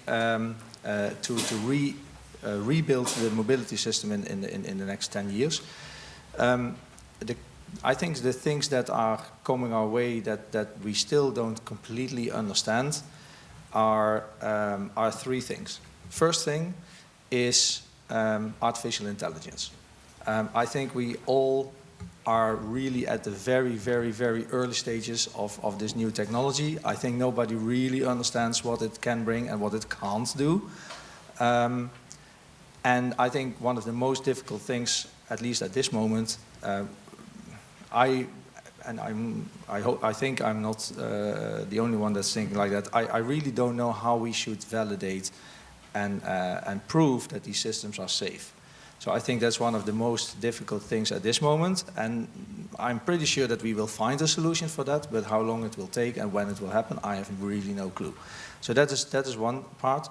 The second part, I think, is cybersecurity. That is a topic also that is maybe a little bit more mature than artificial intelligence, because we have already communication systems out there for decades, and people try to hack in it already for decades. So there is some more knowledge about that, but the pace and the scale at what is happening today, and also the capabilities that hackers have today, yeah, and how we can prevent it and stay up front on these hackers. I think that's another part, and how do we standardize it? How do we ensure the cybersecurity part of autonomous driving, I think, is an important one. And the third one, I think that is how we, because autonomous driving, I think, is only one solution into mobility systems. If you look to smart city developments, really autonomous driving and robot taxis and stuff like that is really only one part. I mean, look here to the city of Copenhagen and all the bicycles that they have. I mean, I'm from the Netherlands, I'm quite used to it, but I actually was a bit surprised to see that I knew from reading it that there are indeed so many bicycles in Copenhagen, but I mean, even yesterday with the Dutch dinner, we had even the discussion whether they have surpassed Amsterdam or not. So, but the thing that I want to say is that autonomous driving is one solution into the mobility system, and I think we slowly start moving into looking at mobility as a whole. Autonomous driving being only one part, connected driving, shared driving, robot taxis, shared bicycles, and all that has to come together. And as a government or city government perspective, how do you optimize mobility over all the different modalities that you have, knowing all the limitations of your infrastructure, and also knowing all the implications on safety, environment, and health. I think that is really the challenge, I think, that we are running up to. And for me, autonomous driving is really only the start of that discussion. Excellent. So I'd absolutely agree. I think the three universal agreements across the panel here. I think if you start translating that into capabilities as well, there clearly are gaps. But I'm going to ask the first question, which is, will we still be testing the same technologies in 10 years from now? I hope not, is the honest answer, because that's not progress. We absolutely need to be getting through whatever testing we need to do now and trialing and actually using these technologies. I was told off on a panel about a month ago talking about the economic value of life, so I'm not going to do that. But that said, if we'd have done the rigorous testing on the car as it is today, and come to the conclusion that it was going to kill how many people it does a year because of failures in the vehicle, failures of the driver, etc., we would have never have allowed it on the road. It would have never happened. And that would have significantly harmed economic progress. Now, please don't get me wrong, I'm not saying that we should rush out autonomous vehicles, level 4 or level 5 onto the road. But I'm saying there's a threshold where you've got the 90-10 rule. So let's get all of the things we can absolutely imagine potentially going wrong tested, and recognise that there are some things that we won't imagine today that will go wrong. But we can't keep on pontificating about it. We've got to get the stuff onto the roads. Addressing the second question, Are there capability gaps? Yes, absolutely. I mean, taking autonomous vehicles as an example, it's great that we know that autonomous vehicles with dedicated short-range comms can talk to each other, and a number of them can use the road at the same time. However, we've not really thought about volume and mixed traffic properly, and what capabilities will be needed from a traffic management perspective universally, and whether that means that traffic authorities need to move from a role of instructing vehicles or drivers to actually controlling them. And what does that mean for the technological implications? Quite significantly, if you talk to any roads authority, it's the biggest burning question on their mind. And it's not actually necessarily a technology question, because we all know the technology will keep pace and catch up. It's more of a liability and a legal question. Do I want to be responsible for it? And you typically find that's the key blocker, not necessarily the technology. It's actually whether the commercial, the governance, the legal, political will is there to get through those things. But I do think we do need to work on understanding the role of traffic authorities, road traffic authorities, take lessons from air traffic control and apply them into the road network and see how that technologically can work and be suitable. I think the comment on AI is absolutely bang on, it's relevant, and we don't really understand the implications of it for other things in the mobility ecosystem. So one of my big areas of focus, and I think it's something that should be unilateral, is asset management and maintenance, because actually resilience of the transport networks is fundamental here. We do have fantastic transportation networks. I was in the centre of Copenhagen an hour ago, and the reason I'm looking slightly warm is because the metro broke down as I was on it, so I had a long walk back to the hotel, back to the conference centre. Now, you can have the best systems in the world, but unless they're resilient, then people will default to the easiest use case, and I think that will nominally be the car, the autonomous self-driving pod that takes you from door to door. So we need to think about how we use technology better in not just the delivery of the customer side, but the infrastructure side. And I'd like to see more effort being placed into use of testing of AI and quantum computing in things like asset management and maintenance. Yeah, I would only add two things. One is for the AI, I totally agree, because we have to learn not only to test the results of the AI, but only to understand what happened exactly when they goes wrong. It's comparable when you have children, and you go to the living room of the child, and then you see, oh, there's something in the nose of this guy, yeah?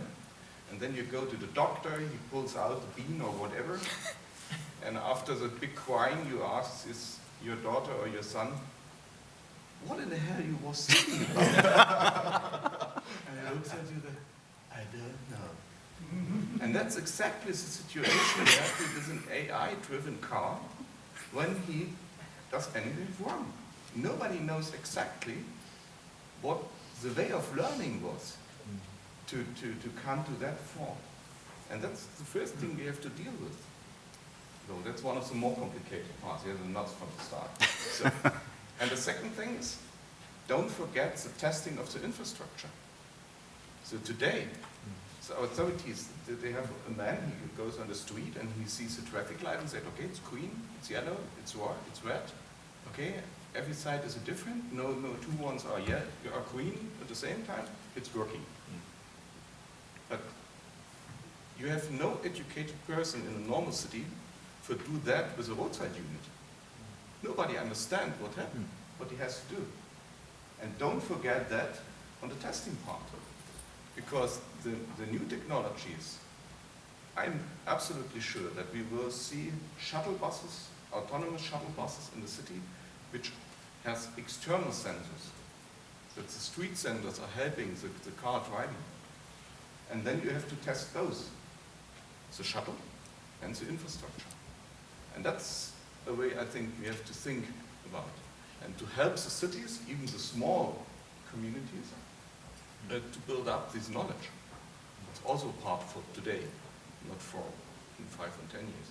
But we have to do that. Excellent. Part of what was brought up clearly was a role for governments how they play into this. And then obviously in addition to all the test centers we have here today, we do have state, provincial, federal representatives. Would like to understand from your perspective what role you think governments should play, need to play. Are they fulfilling those roles right now? And if not, how can governments best collaborate over the next decade with industry, academia, and frankly themselves to support the expansion of adoption of these technologies? Ben, do you want to start with that one? So I think it's a really good question. The question about whether governments should cooperate or co-opt, or however you want to put it, we're all facing the same challenges with this. It's a global phenomenon. And for that reason, it's so important that we cooperate. However, we've also got to remember there's an economic basis behind this. The country that gets there first, the country that allows autonomous vehicles to be delivered, the country that enables autonomous vehicles to be built, has an economic benefit to it. So you've got to balance off those considerations. And even within countries, I think it's fair to say, and I'm sure my UK politicians will shoot me for it, but we're sort of balancing it off on a state equivalent to a state-to-state level within the UK. Which city is going to get there first? Notwithstanding that, I think forums like this are really important for this type of conversation and for governments to get their heads together without that ribbon around them. I think the role of government is to, first of all, address regulatory issues. It's a fundamental. We're working on taxi regulations in England that date back to 1835. We still refer to it as a hackney carriage. And horse-drawn and horseless carriage. These are really important things that we need to get through. And I'm grateful that Richard and his team in the DFT are doing a full regulatory review. But that needs to happen across the board, and we need to share learnings with each other. I think there is a piece on funding, clearly, funding and financing. And it's less so on the vehicle production and more so on the infrastructure. Because infrastructure is hugely expensive to roll out.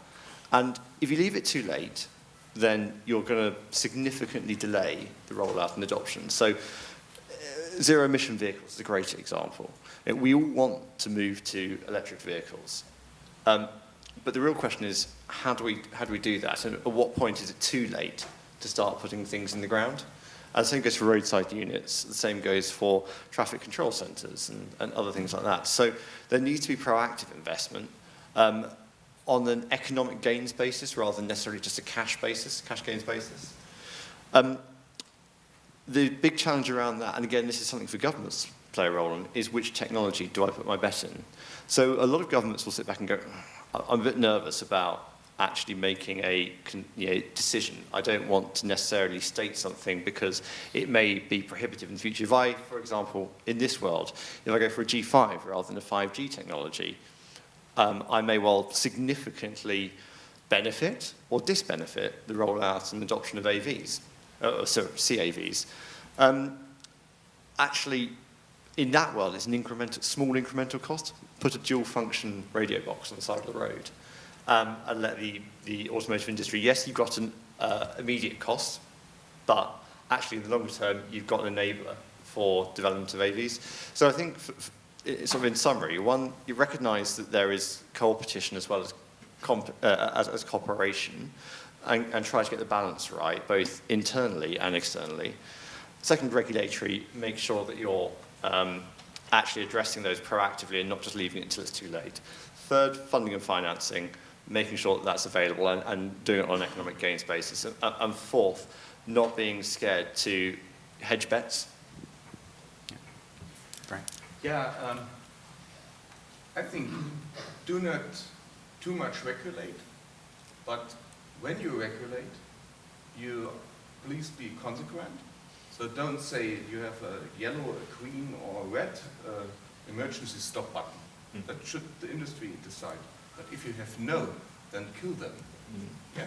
So that's one piece. And the other one, invest your money in education, in very early education, because the engineers which are developing the infrastructure and also the CVs we are talking about today, they are still on the school at the moment. And we have to bring education in that new world to these people. And don't forget these people which are today working in the automotive and also in the civil engineering field. Give them education how to deal with these future topics. Because when they are afraid to lose a job or something like that, they will put the brake. And that's not good. We need people which are happy to do that. And for that we need education. Talent's a big issue. It's a big issue around the world, absolutely. We spend a lot of our time trying to figure out that, and it's a difficult question, but one that has to be addressed. Glenn? Yeah, I mean, I completely agree with the topics that were raised. The only thing I think I would like to add to it, and it's a discussion that I have regularly with the Dutch government, what I appreciate very much about the Dutch government is that they really are an entrepreneurial government. So they are not afraid of stepping out into the unknown, not afraid of making maybe mistakes, and in that sense really promoting new ways of solving societal problems, because that's really why I mean, if you drill it down to why do we have a government, it's because government should look at the societal problems that individuals cannot solve, right? I mean, that's the basis of government, I think. But yeah, I think the most important thing as a government is be proactive, be not afraid to step into the unknown, and with that stimulate the industry and also your citizens to move into a new era. And having that said, I think education, I completely agree, but I would not only focus on education of students, but also educate the current public. Because I personally think that is a big risk for autonomous driving, is that my father and mother might not want to get into such a car because they don't trust it, etc., etc. So I think really educating the general public about this technology and what it can and can't do. But we see the completely different direction of that when you said that every people in an autonomous car, they are so happy with that. They are so, because their fear to don't be able to drive by themselves because of health issues is much bigger than the fear that the autonomous car could make mistakes. It's very interesting. We do that every day in our customer studies. And the bigger problem is to bring our generation or prevent our generation to trust these new technologies too much. You see that on Tesla, when people are driving with a bad implemented level 2 function and watching TV during driving. So that's a bigger problem. Yeah. I agreed, and I'd like to pick up on the piece around the Netherlands government being forward-looking, because they really are. I mean, in our AV readiness index, they came out on top because of the investments they've made. There's one thing that I'd add to that, which is long-term planning and long-term commitment as well. The challenge with government is politics, and I mean that nicely, in the respect that things can change very, very quickly. And when we build a metro, when we build a rail line, it's a 50-plus year commitment, and everyone's on board. When you talk about technology, everyone goes, oh, leave that to the next term. Or if we deal with it in this term, someone might reverse it next term. And that's absolutely not what we want for this environment, because when we make these investments, when we make policy changes and regulatory changes, they're not just for a 2-year term. They're there for 1835 Hackney Carriage Act, hundreds of years. So it's really important that people, that there is commitment to those things. And I know some countries, UK included, have put in place cross-party long-term infrastructure plans. And I think that's really important. Get all the parties signed up to it. Get them signed up to the vision and the objectives, because I don't think, when you put up the objectives for mobility ecosystems about economic growth, health, sustainability, these aren't things that anyone's going to disagree with. And so if you've got consensus on the roadmap to delivering of those, that's something that should stand the test of different administrations. Yeah, absolutely. Great. Yeah, yesterday I was part of the high-level round table, and we had a lot of discussion about some of the big concerns. So, first of all, we have a tendency to talk about autonomous. I think autonomous is an end. It's not the mean. And then, first of all, the connected vehicle is probably where I like the term better, because connected vehicles can provide many safety features. But one thing we said that could be a showstopper is cybersecurity. Could you discuss a little bit about, from your viewpoint, what can be done to try to eliminate that risk? Because that could be a showstopper. I mean, if you look at the regulation that could come through in their country, and if that occurs, that could stop innovation. So is there any viewpoint from that area? First of all, for me, it's one of these parts. Don't say if the emergency stop button should be yellow, green, or red. So make the industry very clear that they are responsible for that, and that you will kill them if they do not. But don't talk to them how to do. Because then we don't start for the next 10 years.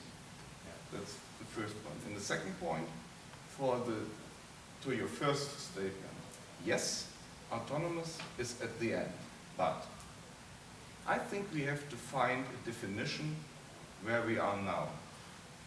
And when you ask the California industry, like Google, the Waymo, and all these companies, they say, hey, we are 99.99% ready. And I say, yes, they are right. But what does that mean?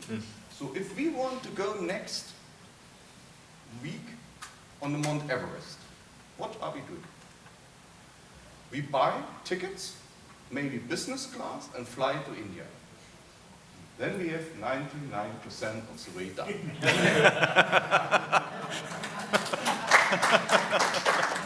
then we fly to Kathmandu.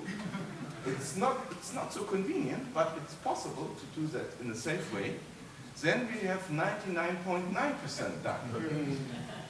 And with a taxi to this nice hotel, where the successful people are coming back and telling their stories. Then we have 99.99% done. But on our way to the Mount Everest, the real work we have to do. And to understand that, that's very, very, very important, because there are a lot of people which are believing in Waymo and all these companies, that the German, the American, and the European, and all over the world automotive industry will die within the next 10 years, and they will do the whole business. And these people are telling that to our government. And if we do not educate them in a better way, they will believe that. And then they ask the German automotive industry, are you sleeping on a tree, or what are you doing the whole time? And that's an important part. And I think we should understand where we are standing. And I think the California guys say, well, in 2020 it will happen. The Germans say after 2030 it will be happening. And I think it will be in between. And that tells me we have 7 years, 8 years. And then we will see the first fully autonomous cars in our cities. Maybe connected, maybe with external sensors, maybe the Waymo way. But we have to be prepared for that. That this part does not solve our problems, that's another question. We need a change in our mobility. the purely California way would say we would have more cars than before, more traffic than before. But we can Google, we can work, we can things to do during the traffic jam, but it's, it does not help really. Got a question back here. My question is about open source. When I participated in MCP discussion, I learned that some companies maybe, I think that's Baidu, is going to release their program, the code, in open source. So that sounds nice because open source is usually good mutually check. But when we think about that way, who needs to validate and check? Maybe the traditional model of checking the functionality performance may not simply apply. Because currently, if I'm from Toyota, but Toyota makes a vehicle and also we're responsible for programs in the car. So that's why we check the vehicle. But in the future, if open source code becomes available, one company can just simply buy an empty Navia, for example, without a program. I can just install the open source code into the Navia, and say it's a vehicle. But since the person who made the car is now responsible for the program, who should check this? Can I pick up that? Because I think it's a really interesting question. But I actually think there's a real question around what determines competitive advantage in the future and what that actually means for whether code should be open source or not. Because if you're driving a car that you're not driving anymore, so you're not experiencing the driving, and you're always mandated to go to the speed limits because you have no accelerator, and you can't take it places where autonomous vehicles can't go, then there's no real performance characteristics that you'd buy a vehicle for. And the comfort will probably be the same because it will be a minimum standard across in terms of the ride comfort and how quickly it goes around corners, etc. So actually, your differentiator as an OEM going forward is the platform and the services that you can provide to it, rather than the actual algorithms that make it go. So I think it's actually likely that open source, the initial race to get an autonomous car or automated car on the road, yes, absolutely, that's competitive advantage, but that will very soon evaporate. So then you come on to the, so I think open source is inevitable in that space. Then it comes on to the question about how do you test it? And for that, I'm actually going to hand over to the gentleman on my left because I don't know. Yeah, that's good. Two things. I personally quite like indeed the concept of open source because you have indeed a lot of peer review and typically it makes the software better and probably more safe. To answer your question, who is actually then responsible? Maybe I misunderstand it, but I don't think it's a very difficult question because already today we have a lot of open source software in cars. Actually, Siemens, I learned that, it's not the TAS business, but Siemens is actually the largest supplier of Linux, automotive Linux in the world. Linux is an open source platform, but we supply it to tier ones, and tier ones build it in their products and provide it to OEMs. But who is in the end responsible? It's the OEM. So the person that buys the Navia empty shell and adds Baidu open source software into it, I mean, the system integrator, in my opinion, is the one that is responsible for the safety of the car. And yeah. Only a small addition. I would prefer to see cars with, let's say, a base level safety and security built in by the car maker, and then maybe an app-based or whatever open source system on top. And then you have, then I think it's more reliable, and you can also make somebody responsible for the problems. Yeah, that's an interesting subject. I mean, you are from Toyota, I understand, so we all have heard, of course, about the Toyota Uber deal. I think that is tremendous. I personally thought it was a tremendous way of solving a lot of topics because in my opinion, in that deal, the automotive way of working, that, you know, all the companies that we know, the Daimlers, the Fords, the General Motors, they're doing it already for 100 years. They have processes in place to make sure that all these vehicles that we drive around, these millions and hundreds of millions of machines that we have in the world, that they are safe. And the speed of innovation that you see from Silicon Valley companies, I think that combination is very good. The Silicon Valley companies have looked to Michigan for a long time as being boring and old-fashioned and, you know, all these type of things. But I think this year, and I really see something switching, because I think this year was the moment where people started to understand that Michigan is not boring and is not conservative. No, Michigan is, and the way, and I'm just saying Michigan because that's where the automotive industry is, but it's the same about Germany. And but the way how you build hundreds of millions machines that go on the street in a safe and proper way, you cannot do it you cannot do it agile, right? I mean, you have to do it with processes and learning cycles, because I mean, I worked for Philips. I started my career at Philips, and one of the things when I moved from Philips, I moved to HERE Technologies. You also all know. The biggest difference I thought between Philips companies and HERE is actually the processes. And there I learned that Philips was building on 100+ year of learning how to build products. And HERE Technologies was only a 20-year-old business that did not have those same processes in place. Now I'm back at Siemens, and that's again the difference, because TAS was only a company of 15 years old, so we also did not have that many processes in place, and now Siemens is also helping us to help that.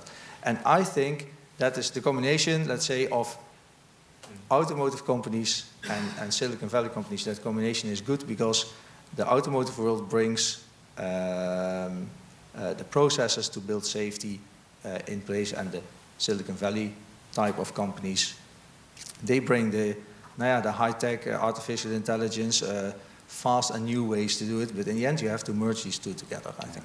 But we made our first fully autonomous driven accident in 2007, so we were faster than so it wasn't a DARPA challenge, it was an overheating processor. And then we hit the car from the MIT, so we were the first. It's good to be first. We have some burning questions back here. Michael Talbot, Barry, Gary, and David. So all right. So Michael Talbot from Meridian. Just two quick points and then a question, which is a bit of a challenge. So on the first, I wanted to sort of pick up that point that Dan had made about the politicians and the short-termism. I think as a recovering civil servant now working in industry, I do have some sympathy for politicians, because ultimately I think they're driven by or constrained by what it is they're able to persuade voters to support. So they may have a very long-term view, but if it's going to get them voted out of office, it's not going to do much good. So I think it comes back to the topic of I knew that was come back to bite me. On the cyber side, 2 weeks ago I was at a presentation of the cyber security findings of one of the projects that the government had been funding in the UK, and this one line came out saying that cyber security for connecting autonomous vehicles is likely to be the first safety critical sector that deploys at IT scale. I thought that was really powerful, and that whole presentation was frankly horrifying. That one line really stuck out. The scale of deployment is really interesting. The question and challenge putting up to the panel is about a presentation that you attended last week, which was from some work jointly funded by the CCAP, Autonomous Vehicles, and the Automotive Council, looking at enabling environments, particularly around connectivity. And I was pleased to see that connectivity is finally coming into this discussion. I think earlier on, I think we sort of passed over that. The conclusion from that, I think that's just where the challenge is, was that actually this discussion with ITSG5, 5G, maybe somewhat misleading in terms of timelines and scale of investment. The conclusion there is 4G does a lot of what we're doing, a lot of what we need that's actually what we should be investing in. I'm wondering what your thoughts are about that. So, on the cyber point, I would disagree. Aviation, it's massively important in aviation, and it's already deployed at scale. So you can take it from one industry to the next. On the point around 4G, 5G, ITSG5, I think you're right, 4G does a fair amount, but actually I sat in a session yesterday morning with some experts from around the globe in different technologies, and on the panel was a government official as well. And despite the fact that everyone's made massive investments, Germany and Netherlands being good examples in ITSG5, the unilateral thing across the industry, component manufacturers, chipset manufacturers, OEMs, and even infrastructure authorities was 5G is probably the way to go. And it's not just because of the use cases for connected vehicles. I think the connected bit of vehicles, yes, you can do with 4G, but it's the service model that you wrap around the vehicle and the other use cases. So if I'm sat in my vehicle, for my time to be productive, for me to actually benefit from it being autonomous, I want to have seamless Wi-Fi connectivity with high speed, low latency to do work, to stream movies, to do infotainment, because that's what the service model is going to be around the car. If I'm an OEM and I'm leasing you a vehicle for a minute, an hour, a year, I'm not just leasing you the platform, I'm leasing the services around it. So you might as well say, well, it's a commercial asset. It's going to be commercialized anyway, and therefore we might as well leverage it for the infrastructure requirements for vehicles. I would try to do it in two parts. First of one is this one, and I'm not a specialist of that. But the other part is it's the same answer as for the open source. The car has to own a layer which is able to drive the car in a safe way without any connectivity. Maybe only 10 meters to stop. It's the same when you have a nail in your tire, then you are happy if you can stop on a highway on the left lane without any accident. Yeah? But for the safety of the car and the security parts of the car, so also cyber security, it doesn't matter if there is a 5G, a G5, or 4G, or whatever in the future. It has to be built in independently, and it has to work. And then you can implement other layers for all these services, for even then the real driving, for the comfortable driving, for the safe driving with higher speed or whatever. It can be on these 5G, G5 or whatever, but you have to implement a fallback level that the car, let's say the hardware itself can solve the problem, knowing that's not only hardware. But each network can go down because of the big issue or whatever, and then it has to work.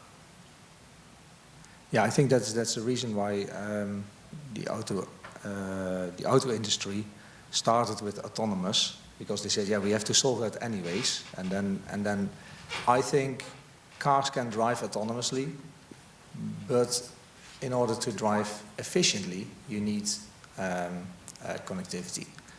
Because every car can, it's actually a great example of what was happened in the news a couple of weeks ago, you know, that people were irritated by the Waymo cars, I think, making left turns in Phoenix, because it goes so slow. Now, that is because it is an autonomous vehicle and it does not know what's around the corner, and, you know, they are programmed to be safe, so better safe than sorry.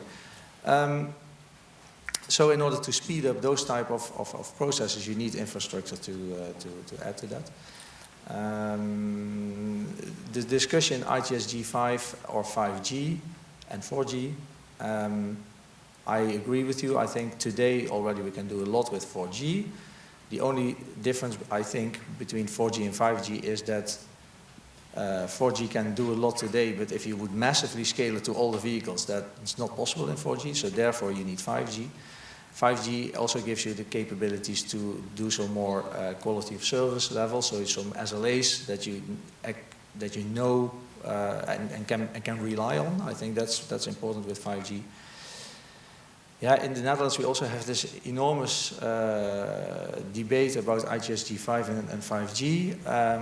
To be honest, I also think it is a bit of a difficult discussion. I have the feeling, I can't say it, but I have the feeling that there's a lot of lobbyists going on from certain industries that want to push their way. I'm not always 100% sure if they tell the right stories. However, the way how I look at it, to be honest, is, and that's also what the discussions that we had internally at TAS, the way how I look at it is, in the end, it does not matter if it is IGSG5 or 5G. It is a communication layer. And the applications that should be built on top of that application layer should be transparent to what technology you're using. And I personally think, and that would be my advice to any governmental official, please start investing in communication technology today, such that we can set up the applications and the businesses around connected cars today. And then, if in 5 or 10 years, I really don't know how long it's going to take, 5G is there, let's seamlessly replace G5 by 5G. I think there's really not a problem with that. But I always take the example of RDS TMC. I myself, when I was working for here, I worked in the traffic business. You have this RDS TMC. I think it's an 8 kilobit rate of sending traffic data to a vehicle. It's technology that has been developed in the 80s. Still today, if I buy a new car in the Netherlands, the latest Audi A8 or whatever, it has this technology as a standard technology. And I can upgrade it to digital audio broadcast, and I have to pay 500 euros more. It's 30 years old technology, and we still use it today. So I personally think let's invest in Wi-Fi P, the IGSG5. Let's do it today, and I bet that in 30 years from now, these roadside units are still there, and they still serve connected cars. And at the same time, we will have 5G available there as well. That's my opinion. Awesome, thank you. All right, Susan, help me. And then David, and then I believe Hakan had a question as well. Okay. Gary Smith, one of the things I think is happening is if you look at what we've been doing in the past, we've been living in a very linear environment, and we've worked very closely with the government, developed regulations, we took new technology in. Now we're in this exponential environment. Things are happening so rapidly, and we're either part of it or we disappear. And so I think as we think about that sort of exponential environment, what do we need to be doing? We had our first talks really around testing, which again goes back to that linear environment. And now you look at testing, we test on the road, we test in San Francisco. We've got hundreds of thousands of miles of real world testing. And what we find is probably a minute of testing in downtown San Francisco equates to about an hour of testing in suburbia, as an example. There's so, we learn so much, it's rich data, rich information, and you're learning all the time. I think we need to think about this much more holistically. So if we think about testing, we can look at certainly the more formal testing we can do, we can look at the real world testing, and we also look at simulation. And to me the key is bringing all of that together to figure out how that works. Because of the issue with real world testing, the opportunity is we're producing so much data. And to give you an example, we have hundreds of vehicles driving, and every month we take petabytes of data from each vehicle. Now, what do we do with that? And now going back to my colleague in Toyota, we can look at open source for the operation of the vehicle, but what about open source for the data, for simulation, etc.? Because to me, the key to this, if we're going to demonstrate that these vehicles are safe, I think we all saw the RAM report, statistically, it's billions of miles of testing. But actually, most of those miles are empty miles. Really what you want to know is, what are those edge cases, developing those edge cases, and sharing those edge cases. Because this is not about a competitive advantage. This is about safety. This is about developing this technology to be safe. So we need everyone to have developed their technology to be safe. So the question I have to you is, to me, the frustration is data. People love to protect their data.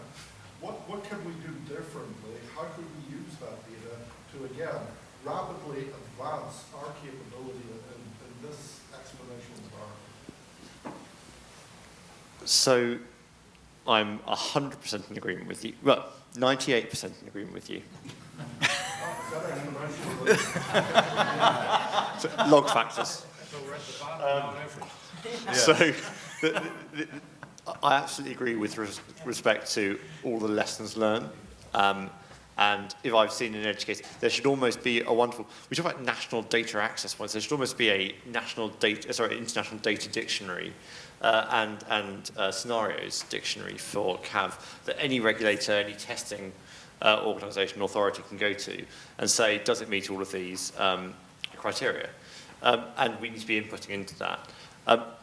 And so where you've got a really weird edge case, in the UK, maybe a great crested newt, one of our very tiny little endangered species, crosses the road and the car has to avoid it because it's endangered and therefore it's protected.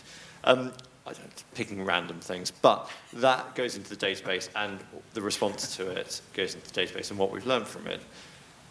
The 2% I disagree with you on is that there are still commercial pressures around some data. And I said, fast forward 15 years, when this stuff was nominally open source anyway, it's not such an issue. But in the race to be the first company to do it, you've got to respect the fact that you don't want to break the commercial and economic models. So certain things around the algorithms, themselves, the performance of the platform, the performance of the powertrain, etc., should be allowed to be kept as commercially sensitive data. In the same way that in the UK bus industry, where we've got this big national data platform that's being delivered, we don't want certain information around the patronage of the vehicle because that's commercially sensitive to that operator. So we've got to respect that fact. So everyone's saying open everything, open all data isn't going to work.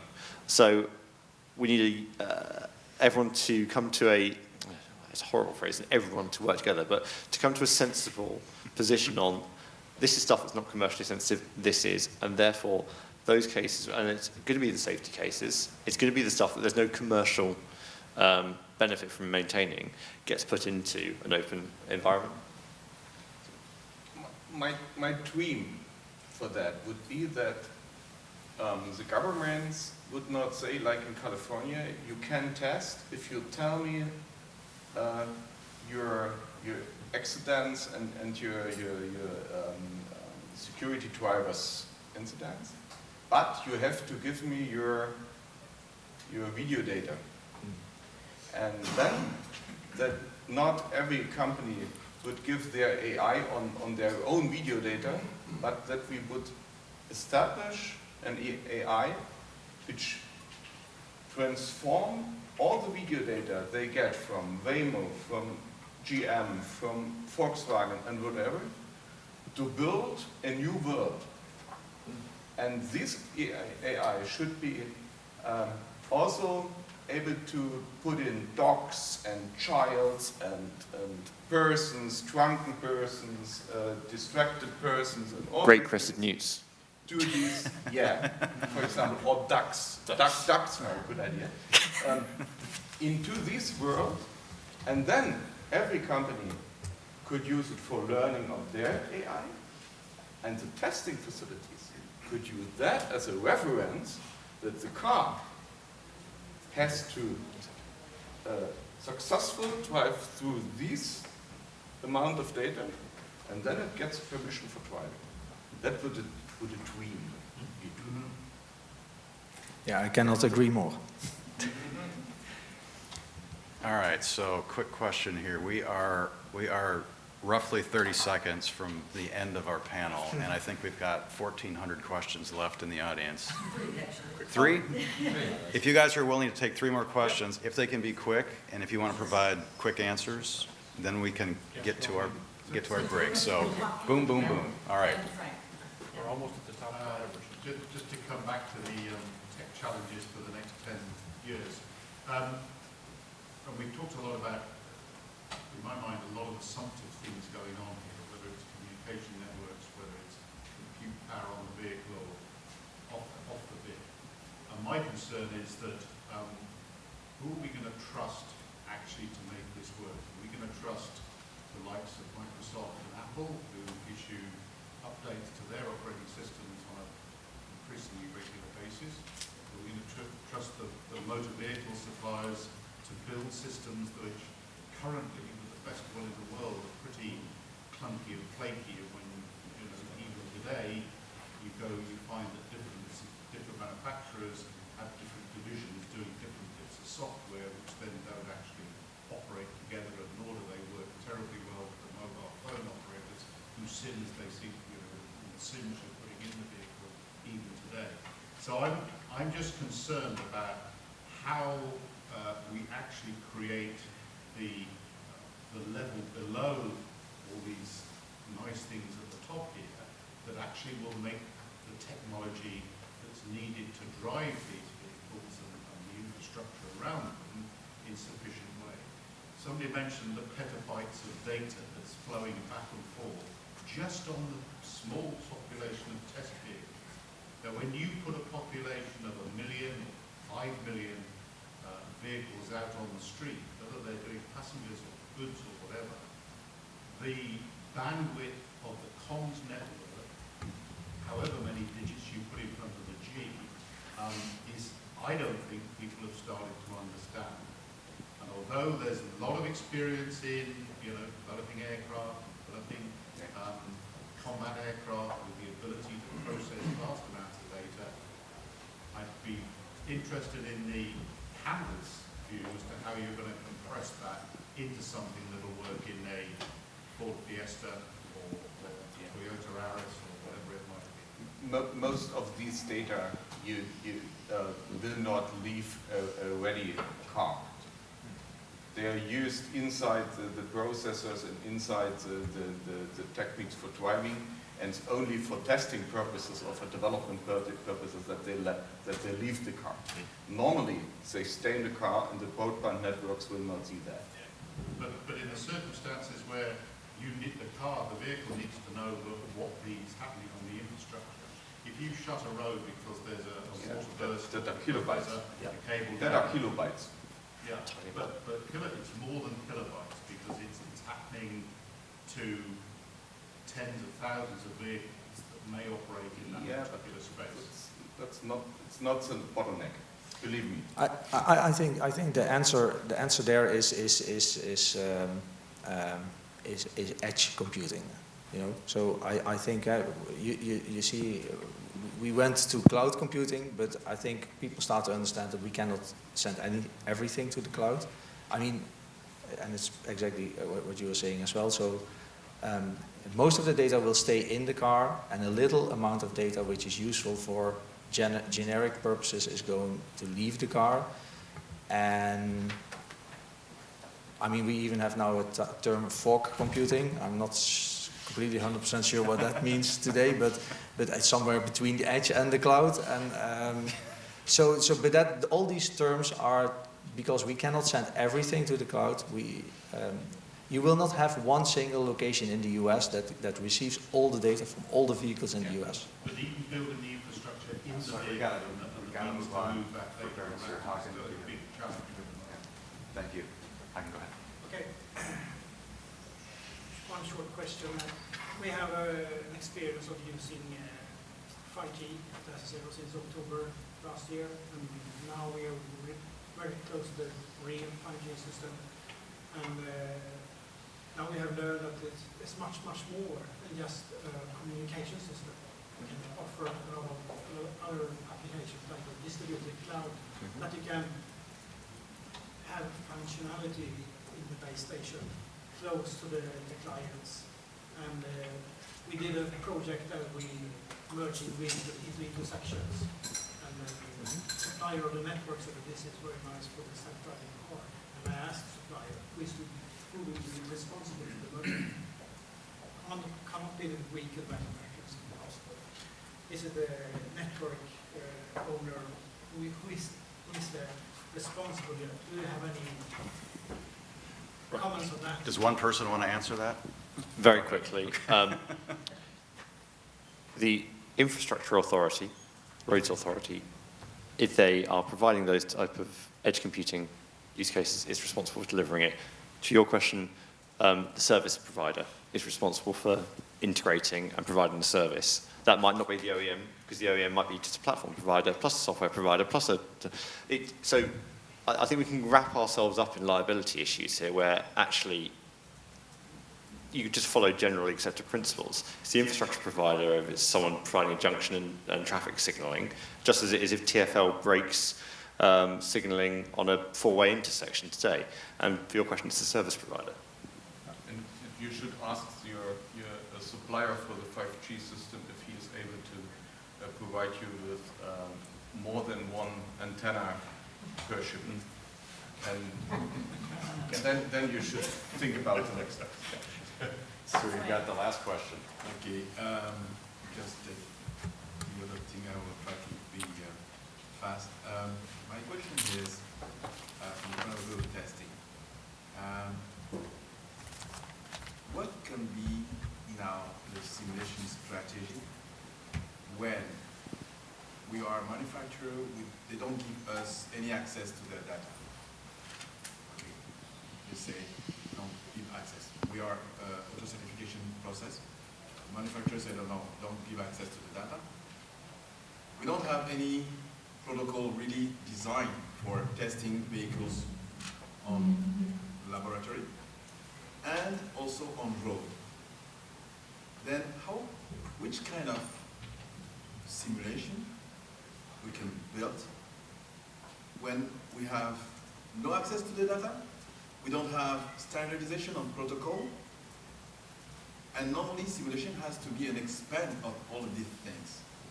And my question is, which kind of valuable or pertinent simulation we have now, actually? Change the perspective, look in the real world, make your simulation in the real world, and if your manufacturer don't give you data, he has to live with the real world. If he gives you data, then you can help him to have it a little bit easier. If he don't give you the data, he has to live with the real world. You simulate in the worst case.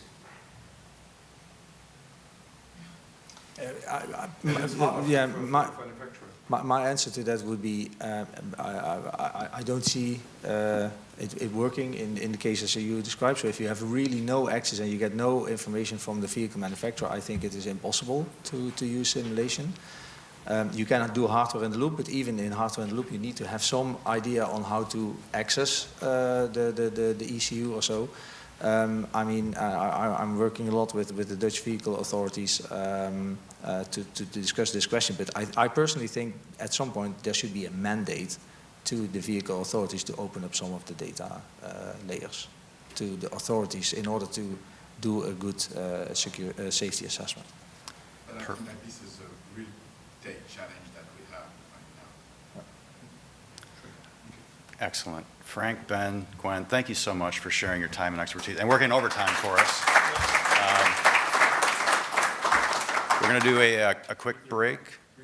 3:35. We will reconvene for the final session. So thank you, everyone. Best meeting.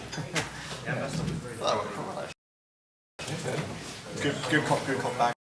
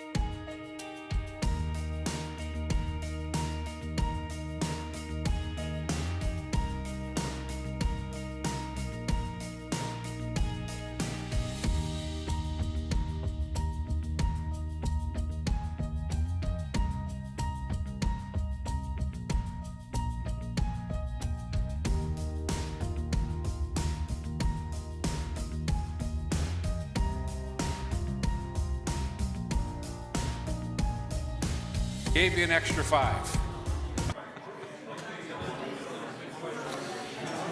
All right, all of you talking in the back, I know you can hear my voice.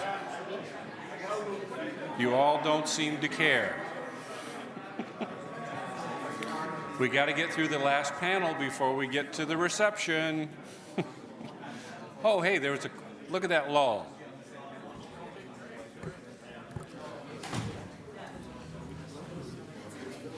That helped.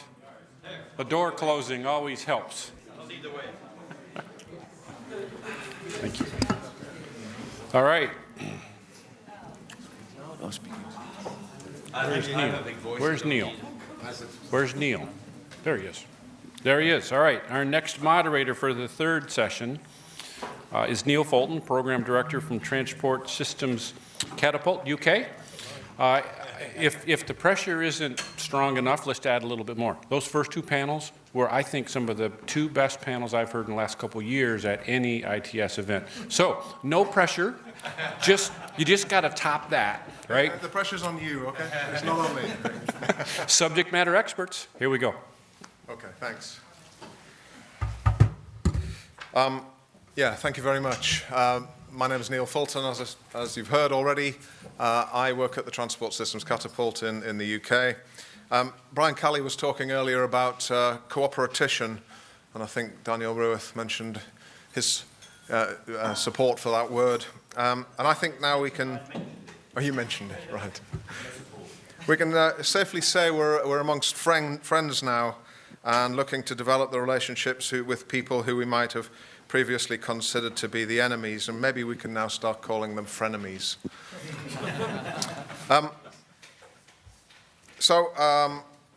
I'd like to introduce the panel. We've got Ken, Hui Peng, Peter, and Ray. And I guess before we move into the questions, I would like, starting with you, Ken, there you are, if you could introduce yourself, please. Sure. I'm Ken Leonard. I'm the Director of the Intelligent Transportation Systems Joint Program Office, USDOT, Washington, D.C. Thank you, Ken, and we'll move on to the number 2 on the list here, which is Hui. Is this just introducing myself or MCT? Well, it's just introducing yourself and probably a bit about MCT as well, please. Okay, all right. So, Hui Peng, I'm the Director of MCT. MCT opened our test facility in July 15, and we have been testing connected automated vehicles for more than 3,500 hours. About 20 companies have tested at MCT. So we have been in the virtual world, in simulation software by CarScene, Prescan of TAS, MATLAB Simulink, and finally RightHook, which is a smaller company. The fifth that has already worked with us to scan MCT is a large simulation company called ANSYS. In addition, we have augmented reality simulation capabilities, in which case your vehicle coming in can interact with dozens or hundreds of simulated vehicles by using simulated DSRC. Companies like Bosch has come to test their functions like adaptive cruise control and so forth. This is an APA-E project. It's in public domain, which is what I can talk about. I cannot talk about other simulated augmented reality simulation. But anyway, so MCT is opened 3 years ago. That's why I think it's very appropriate for us to talk about not only the capabilities we have, but also future capabilities we have been adding to MCT over the last several years. Great, thank you. Please, Ken. Go again. Go ahead. You I thought we were say just a few doing more name words. and title. Okay. So again, I'm Ken Leonard, the Director of the Intelligent Transportation Systems, USDOT. And we have a number of connected vehicle pilots going on in the U.S., which you may have heard of, especially if you were at the last panel I just moderated, in Wyoming, Florida, and New York City. And so we're working very hard to test and understand connected vehicle technologies, because we see it as a technology that's moving into deployment. Right now there's over, I think it's 52 sites operating, 23 in planning around the United States in terms of connected vehicles. And so there's a lot of work ongoing in the connected vehicle space. We've generated a market-driven SCMS, a security management system. We've generated a certification system so that devices can be certified for purchase to help basically the deployment community that's trying to move forward with the technology. Now, there's a lot of other things that we do in the ITS Joint Program Office. In the next few weeks, I expect you're going to see more information coming out of USDOT on the area of automated vehicles, and we've had a very busy year in that space since the policy document 2.0 came out. We've had workshops on data. We've had a summit with over 500 people in the building and 500 people online discussing automated vehicles and all the many applications. And then we have a smart city portfolio and accessible transportation. So I mention all of these because in a lot of respects, connected vehicle technology is at the foundation of many of these things and is a precursor technology to understanding how it all fits together, how it all connects. Great, thank you, Ken. Okay, moving on to Peter, if you'd like to give a Yes, thank you, Neil. Good afternoon, everybody. Excuse me, I'm Peter Sweatman with Kavita, which is a consulting company in California. The CAV, you know, when Abbas and I started Kavita, we said, well, neither of us have got an American accent, so we need something, a really American name. And we came up with something that sounds like European health food, so I don't know how we did that. But anyway, we're consultants in that field. And in the last couple of years, we've done a lot of work on state DOTs preparing for connected, especially for automated vehicles. And also a lot of work with a number of universities, you know, the majors, I guess, in the US, and also with the energy labs in the US who are trying to figure out what their play is. So we've done a lot of work also with some other countries that are interested in CAV planning and what they should do. So that's kind of what we do. I was the founding director of MCity, so Hui is carrying on that worthy work, so I'm very pleased about that, and Carrie here, of course. I was director of Umtree. I'm a paid-up member of the Michigan Mafia. I wear a Shinola at all times. And over the last few months, I took a role with my alma mater, which is the University of Melbourne. And of course, the University of Melbourne has a nice test bed called AIMS that we're going to tell you a lot more about over the coming months and so on. So pleasure to be here. Thank you, Neil. Thank you very much. I'm Ray Tongi, so for this event, I am actually from the United States. Thank you very much, Susan. Registered me, but actually I'm a Canadian, and I spent 19 years in electronics, and including about 8 years with Philips. And after that, I joined Toyota, and I was responsible for Canadian operations for 24 years, and also senior vice president for all the North American operations and the managing officer in Japan. Then I retired in 2015, but I didn't know how to retire, so I became an automotive advisor to the government of Canada and Ontario. And I really focus in three main things. One is investment in technology, people, infrastructures, and most importantly is how do we collaborate. And one of these activities was collaboration with Michigan, and for us to work together. So we talk a lot about MOUs, but I want to reinforce that the MOUs needs an organization behind and a passion. And this was a key for us to work with Michigan, that we had to create activities. And Jason, 2 weeks ago, we took a group to Montreal, and so we have to build on that relationship. So I think that's the key when we talk about MOUs, is what's behind it is important, and see activities. Wow. Lots and lots of experience here, so hopefully we can get started on the Q&A session. And this particular session is pretty much the crystal ball, so where are things going to go in the longer term future? So just to try and position this, and as a first line of questioning, I was on the radio about 2 years ago, interviewed on connected and autonomous vehicles, And there was a caller into the program that I was on the radio, and she lived in the south of England, and she loved climbing mountains, and there aren't many mountains in the south of England, so she used to go up to the north of Scotland. But to get there was a real trek for her. It was really difficult. She suffered from epilepsy, so she couldn't drive. And she was getting really excited on the topic of connected and autonomous vehicles because she thought it would help enable her hobby.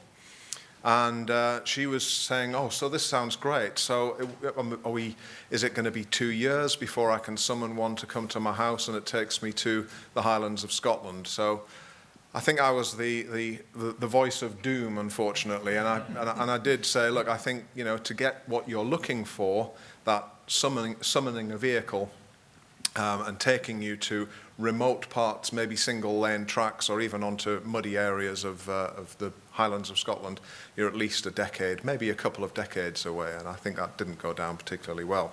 But my question to the panel, really, in the order that we were talking about before, is, was I right or was I wrong?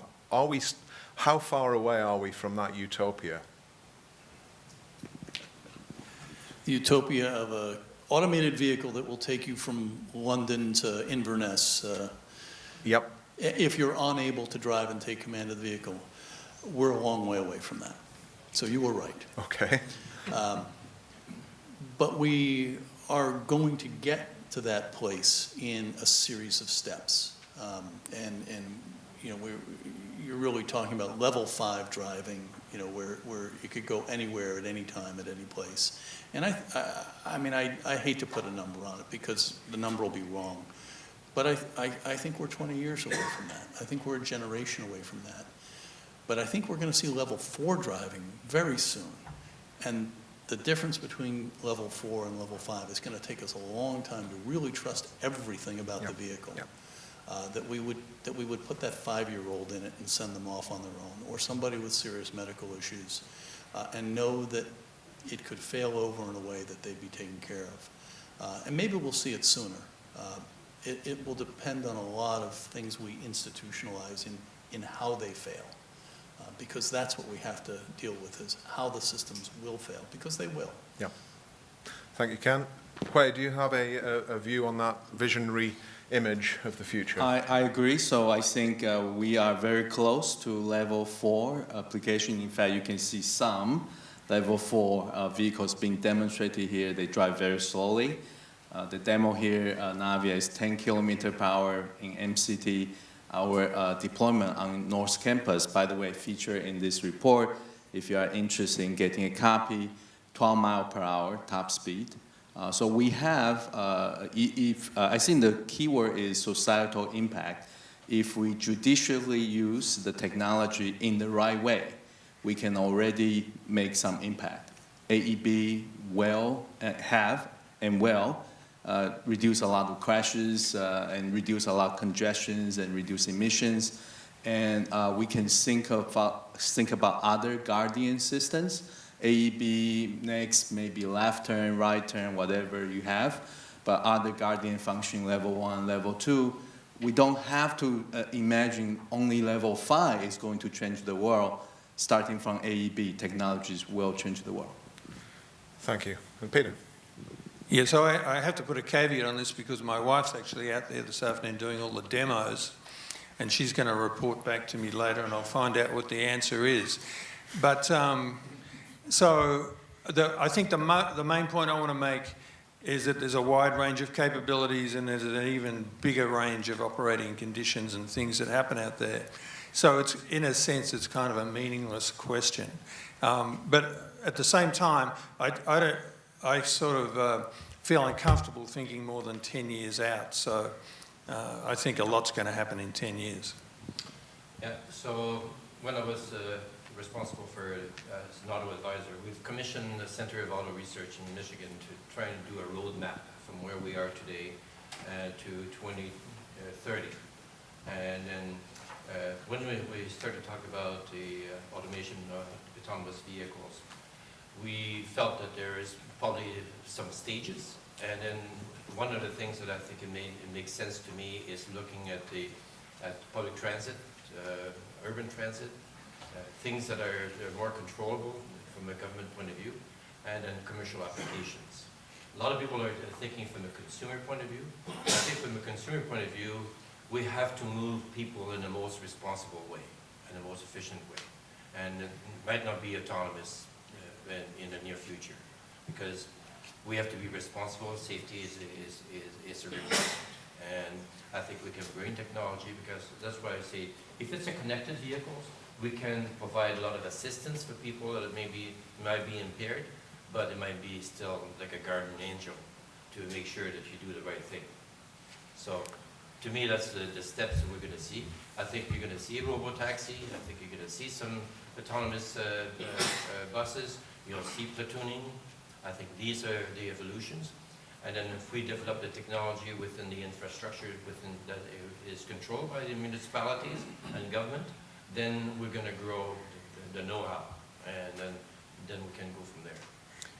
Okay, thank you. I tell you what we'll do is open up some questions, and I can see a hand straight up at the back over there. So if we can, sorry, the chap at the back with glasses. Lucy Sepsidane with the City of Stratford. I work for the electric utility and our data utility there in the City of Stratford. Level 5 autonomy is one of those things that I think we're looking towards the future for. The thing that I always hear that's kind of absent in that discussion is AI. How much do you think AI and machine learning is really going to be the thing that stops us from hitting level 5 autonomy going into the future? Okay. Hui, you got a view on this? Sure, thank you. So I think AI has been demonstrated to do amazing things: chess playing, Jeopardy, facial recognition, natural language detection. Now they have been shown to detect vehicles, pedestrians, bicycles, lane detection. Some people also propose a so-called end-to-end solution, in which case you just train a neural network with millions or even more images with labels, with truth, and you hope that by training this neural network enough, it is a good end-to-end solution. But personally, I think talking to many people, gradually I see consensus that neural networks should be a good tool in doing vehicle detection, pedestrian detection, lane detection, but not as an end-to-end solution. AI will have an important role to play, but we hope it is explainable, extrapolable, and ensured to work. So we need to use it judiciously rather than using it as a black box. Thank you. Any comments from anybody else on the panel? Sure, I'd like to weigh in on that. I think it's interesting how you said, to what extent will AI hold us back from this? Mm-hmm. And I really think it's AI that's going to enable the most advanced stages. And so the question is, how long will it take us to develop that knowledge? And it depends in part, too, on whether you distinguish between AI and machine learning. As Wei mentioned, there's a lot of machine learning going into automated driving.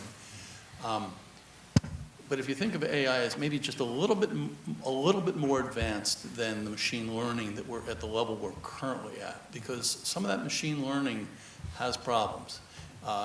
It's still, with tons of driving experience in vehicles, they haven't seen everything, and so they haven't learned from what they know. And true AI would be able to extrapolate and deal with unexperienced situation from a machine learning perspective. I think we're a long way away from that level, but I do think to really trust the system, that is one of the things we're looking for. Because machine learning can be spoofed, sensors can be spoofed. And if you saw a pink elephant in the middle of the highway, you would question whether or not there really was a pink elephant in the highway. I'd probably take a picture. You'd probably take a picture. Probably hands-free, too. So, but you might also think about pulling over to a rest area. And so the artificial intelligence has to be smart enough to know that it's time to pull over to the rest area. Thank you, Ken. Any other comments? Yeah, AI is something that in Canada we're investing a lot of money in it, and we're setting up some 3 major centers across the country because we see AI as being an enabler. And we have 3 pioneers of AI in Canada. So AI has been in existence since 1978, so a long history. But when you look at AI and the autonomous, there's something in between. So you have to move the data quickly when we talk about 5G. The other thing, you have to process a large amount of data, and that's the investment in quantum computing. When we look from a government point of view, we're looking at all these elements to be integrated into a system. So AI might be an end result, but you have to enable it to the communication network and to the processing network. So that's why the government is putting a lot of investment in those areas. Okay, thank you. Another question here from the front. I have a question in conclusion with the AI. So if the AI would work very perfect for the future, then, and let's say there's good as a normal driver, yeah, as a man, then we would have the same situation like today. What do you think about, let's say, leaving the swarm intelligence we drive today into a controlled intelligence, like the project maybe you know from Volkswagen together with Quantum in Beijing? They gave the information from 500 taxis to a quantum computer, and he optimized the way of the taxis on every corner. And that's also impossible. Only possible at the moment with a quantum computer because the computing power is so large. And then we all would be controlled by a central device for our mobility. What do you think about that? That's un-American, I'm sorry. I'm thinking if we're going to have a quantum computer, we're going to need a bigger car. But it works. They are do it over the internet. I think some behavior or performance of vehicles are more local, like safety is more local. Energy efficiency, congestion is a little bit more global. In other words, I do believe there is a benefit of a centrally coordinated control, such as for congestion reduction, routing. In the meantime, for safety, I see a pedestrian. It's totally irrelevant to 499 other cars. It's only my problem, right? So some problems are local, some are more global. So I certainly don't see a future when everything's centralized, controlled. Yeah, again, Peter, yeah. I'll try and say something sensible. So we've done a bit of work in the last couple of years with National Energy Labs, and they kind of have this, they're very good at very large-scale modelling, and they have these big data walls where they show the electrons flowing around the whole western seaboard of the United States and so on, and you can see all these different disruptions occurring and so on. And then they look at me and say, well, so we want to apply this to CAV, you know. But the difference is that electricity is moving at great velocity, whereas transportation is so localized, relatively speaking. So that idea of having a huge wall and seeing what's going on and optimizing it and fixing it is more difficult with transportation. Okay, thank you. I do think we will see, though, at a lower level, maybe not at this ideal managing 150 million operations of vehicles simultaneously, or even 50,000 aircraft in flight simultaneously. We will see traffic management centers that are trying to optimize large flows, say exodus from a city during a hurricane, or just routine rush hour, where it is saying, okay, I've got an unoccupied automated vehicle that is repositioning at the same time that rush hour is going out. I don't have to put that unoccupied repositioning vehicle on my main traffic thoroughfare. Maybe I don't even have to move it right now. And so that kind of optimization algorithm, I think we'll start to see being introduced. I think that'll be some of the early applications, transportation applications of artificial intelligence, that system optimization and efficiency. Okay. Another question from the audience. Yes, please. Yeah, hi. Roger Millar, I'm Secretary of Transportation in Washington State. You guys are talking about, and I hear an awful lot about vehicle testing and deployment, hundreds of vehicles, thousands of vehicles, millions of vehicles, but they're just a component of the transportation system. are we looking at testing and deploying systems that include small vehicles, larger vehicles? The notion, Neil, of the woman who wants to get from the south of England to, why one vehicle? Why not the autonomous vehicle that takes you to the train station, where the train takes her to Aberdeen, where they hook her up with a guide that takes her up, you know. So are we looking at the notion of everybody has to get everywhere they go in a car? Okay, so this is... At deploying systems and testing, how does a TNC work with a transit agency and the like, and doing that testing and that deployment in our community? So this is a good point. Testing of transport systems rather than testing of just connected and autonomous vehicles and deployment of those systems. Ray, do you have a view on that? Yeah, I think that's the biggest problem we have in America. We have a tendency to look at the components, and we talk about the components. And I think some countries have done better to define how to move people in total. And it's not only vehicles, it's not only cars. It's like over here you see bicycles, but in Asia you see the same things. It's how you can move people in a more organized and safe ways. So when I look at my recommendation when I was the auto advisor, that's why I started to focus, and we have to look at the urban transits. We have to look at some components that are involved in infrastructures and also different modes. There's not only one mode of transportation that need to be part of the solution. And the problem when compared my business experience versus government experience, business experience where you make a master plan and it goes over many, many years and you commit a certain amount of funds, and versus the government, their terms are much shorter. And they're focused on the 4-year terms. And then after 4 years, there could be a major shift. And then everything falls apart. So I think we need to think about how do we deal with these change points so that we can have a more long-term view, because the short-term view of the 4 years in this environment is not good enough. It's, we would waste a lot of money by any change in direction. So that's my point. Yep, please, Peter. Yeah, I think that's a very good question, Roger. And I guess the way I look at it is, you know, I was thinking earlier when everyone was talking about testing vehicles, and so on. But we need to flip it around. And if you think about an application like truck platooning, now no one's mentioned truck platooning today, and it doesn't even fit within our level definitions and all that sort of thing. And some people in this CAB space don't even want to mention it or talk about it.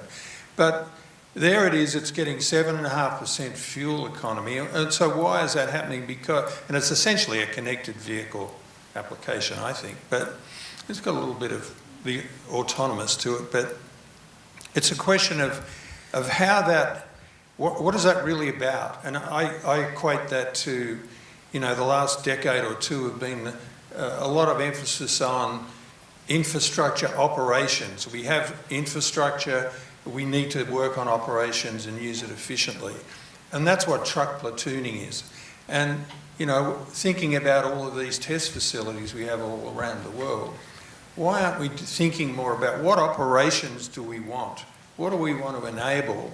Rather than thinking about, you know, in our automotive safety hat on, we think about, you know, we tested windscreens and we had certain tests we could do and so on. I just don't think that's very productive. So this whole idea about what operations are we trying to enable, and that's kind of that systems idea, I think. Yeah, I mean, you're looking at my world. I-5 is a wonderful place. There's always lots of free parking. And we're talking about putting autonomous vehicles out there. We're also talking about freight demand going up 30%. I need to put trucks out there. So are we testing systems that, when deployed, will create the space for moving freight, platooned or not, by moving the folks who have options to other modes? You know, managing that demand. We talk a lot about, you know, the energy companies.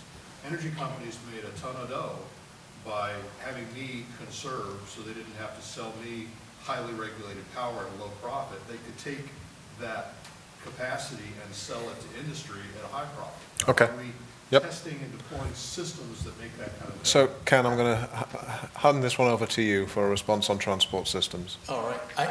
In terms of are we testing this broad spectrum of integration, I would say no, because I say in a lot of cases the technology doesn't exist yet to actually test the system integration. We are talking about and looking at some complex systems integration issues. For example, when the automated ship comes into the automated port with automated cranes and automated rail cars and automated trucks and the hyperloop that's going to send some things out into the desert, that's a freight transportation system that doesn't exist yet, but that could in a matter of years or decades using truck platooning. That's a very complicated system and it just doesn't exist. So we do tend to look at modal components. I will say, our secretaries talked about the automated vehicle policy document that's coming out. One of the approaches we're trying to take that's different this year than last year is we are really trying to think multimodally about the transportation system and how the vehicle cuts across multiple modes. And that's part of that systems thinking that we have to develop. Now, are we out testing any of that yet? Not really. We're still working, because in some cases we just don't even know what these systems are going to look like yet. Okay, thank you. The gentleman at the back there, please. I'm Steve Novosad from HTTV. I have kind of a two-part question. We've heard a lot, obviously in the press, about Waymo, and they're deploying autonomous vehicles and doing their testing. Today on the panels we've heard, I definitely heard somebody say we have to be connected, which, yay. And then my question is when you look to the future, and you think about autonomous vehicles and their proliferation, are they going to solve congestion problems, or are they going to cause more congestion problems? And to tag on to that, the second part of my question would be here in Copenhagen, obviously we see bicycles. And again, I've heard in the panels all day today, it's more than just autonomous vehicles. So how do we get the public educated so they don't think level 5 solves the whole world? Okay. Thank you. Hui. So I was going to answer the previous question, but this is very relevant. Well, you're not allowed to now. So I'm going back 20 seconds. There's a DOE report asking the following question. If we have CAVs, are we going to have less energy consumption or more?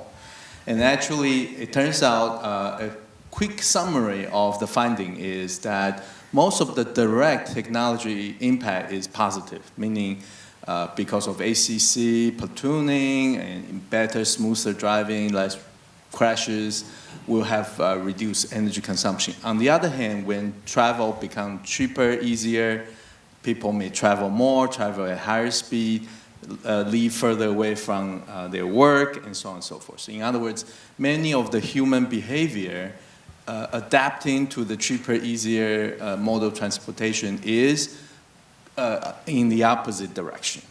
So coming back to the question, will this cause congestion or create congestion or not? I think largely depends on human behavior.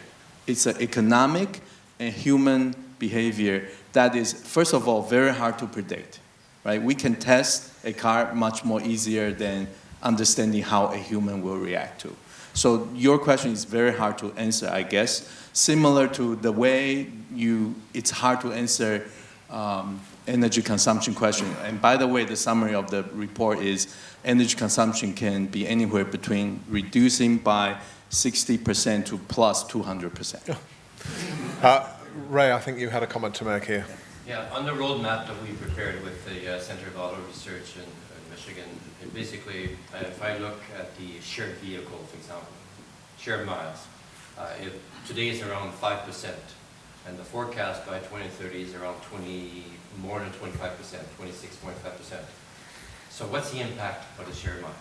First, they say that there are going to be more miles driven, but on the other side, there'll be less cars parked, because there would be car, like right now, most of the people who own their car, 95% of the time it's parked.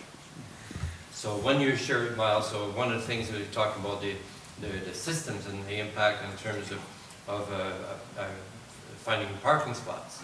Shared miles might help this, but it might not help the congestions.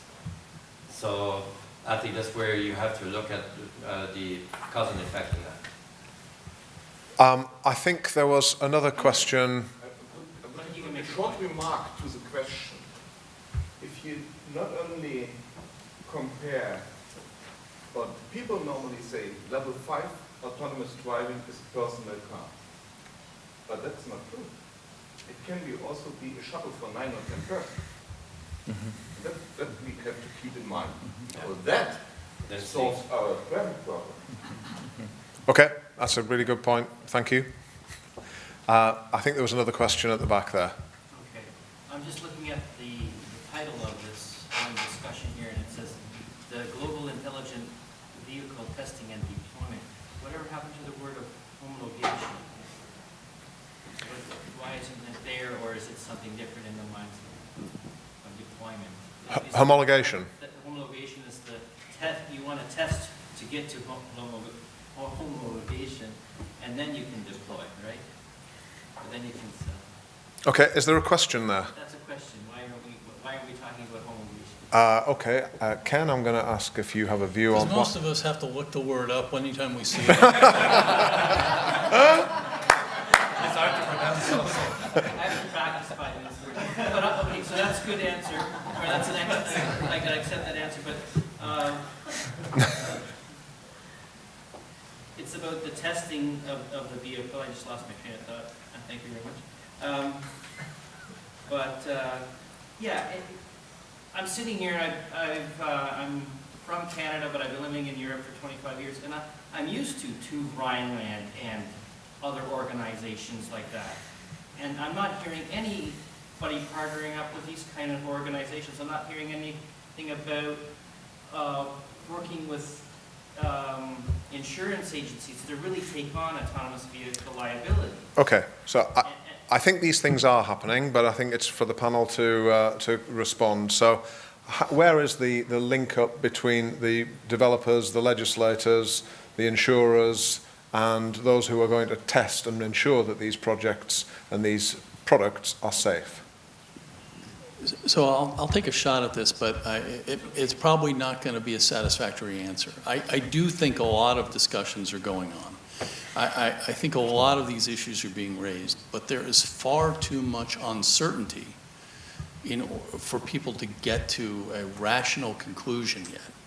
And I think it's also a problem of scale. When you try and come up with unified answers, I work in a very small office, and it's sometimes hard to keep track of what 16 people are doing, let alone what 3,000 people in federal highways are doing, or 6,000 people in all the surface modes. And that's just one department inside the U.S. government. When you start adding in all of the industries that are related to this, there's so much activity going on, and I think a lot of it is happening, but it's happening in an environment of uncertainty. So the legislators aren't ready to pass legislation. They don't know enough.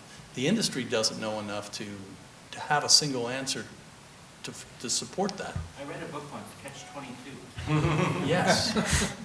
We have to start, and maybe part of it is what our AIV guy is telling us here, that basic functions that are localized within the vehicle at least need to be have some sort of legislation or ruling on a homologation level so we can start building them. But you see, I heard you say we need some legislation in order to start building them. I think people are already starting to build them. People are already having the discussions. The truck platooning experiments are happening. We're funding them inside the department. There's all these activities happening in the absence of legislation. Okay, thanks. Peter, final one on this subject? I think the key concept is learning cycles that we're dealing with here. So we're dealing with something that's automotive related. That's how the automotive industry has done things over the years and had commercially successful, safe products. And don't forget, these vehicles and these technologies have to be attractive to consumers. So those learning cycles are really important. And I see these test beds that we all represent around the room, we need learning cycles there too. This idea that we all go in with the same test to start with seems to me to be a lost opportunity. We should be doing learning cycles in each location is different, each facility is different. Let's get the learnings from those, and then we come together in meetings like this. And we need to keep doing that until we could even get to a point where we could, I can't even pronounce that word, but where we could homologate, legislate. Thank you, Peter. It sounds like the cooperation approach is in fact the right approach. Daniel, you want to make a point? Homologation, certification, type approval, all things that are conventional approaches to getting over the deployment hurdle. And there's an enormous amount of discussion and work going on. Someone mentioned UNEC working groups 1 and 29 earlier on. There's stuff going on there. I think it comes back again to the fact that we've got to be careful not to try and reinvent wheels that are being invented already. And there is a wealth of capability, a wealth of fantastic work being done by the 4 organisations represented by the gentleman on the panel at the moment, not to mention others. I think before we worry about what's going wrong, we need to check that it's not being, that the evolution is not happening already. Okay, thank you. A question from the gentleman there with his hand up. Yeah, so I guess it would be a bit of an answer to the 2 previous. I manage USDOT's Emerging Technology Research Lab, and the U.S. is actually doing a lot of research in these areas of the big picture, and we're starting a cooperative automation project that actually looks at mixed vehicles in freight, and then the whole system approach of how do they communicate with the transportation management centers, complete trips and different modes, and then in partnership with that, what are the standards and specifications that are needed for the homologation for that to certify products. So a lot of work is being done for that. And do you have a question? Sorry. No. No, but it was a very valid comment, and thank you for it. Susan, I'm going to look to you to... We've got 2 minutes. Target for us to break down a really good conversation, though. If we want to go a couple minutes more, Kirk, what is your thoughts on your? Yeah. Okay. Let's answer their questions. Maybe 2 more questions. Sure. Okay. Please go ahead with your question. I'm from Transport Canada. Just wondered if the panel could comment on the readiness of infrastructure. So, and what's the role of testing centers with regard to infrastructure? And there can be impacts on not smart infrastructure, which is platooning, could have impacts on hard infrastructure. And there's also obviously the V2I component and the testing of that. Okay, so on the subject of infrastructure, testing of it, but also the future of it and how that will affect society, I think, as well. Peter, do you have a view on that? Yeah, I mean, we're working with the state DOTs in AASHTO and so on questions like that. And I think the key word in the US is preparedness. So we want to be prepared for highly automated vehicles.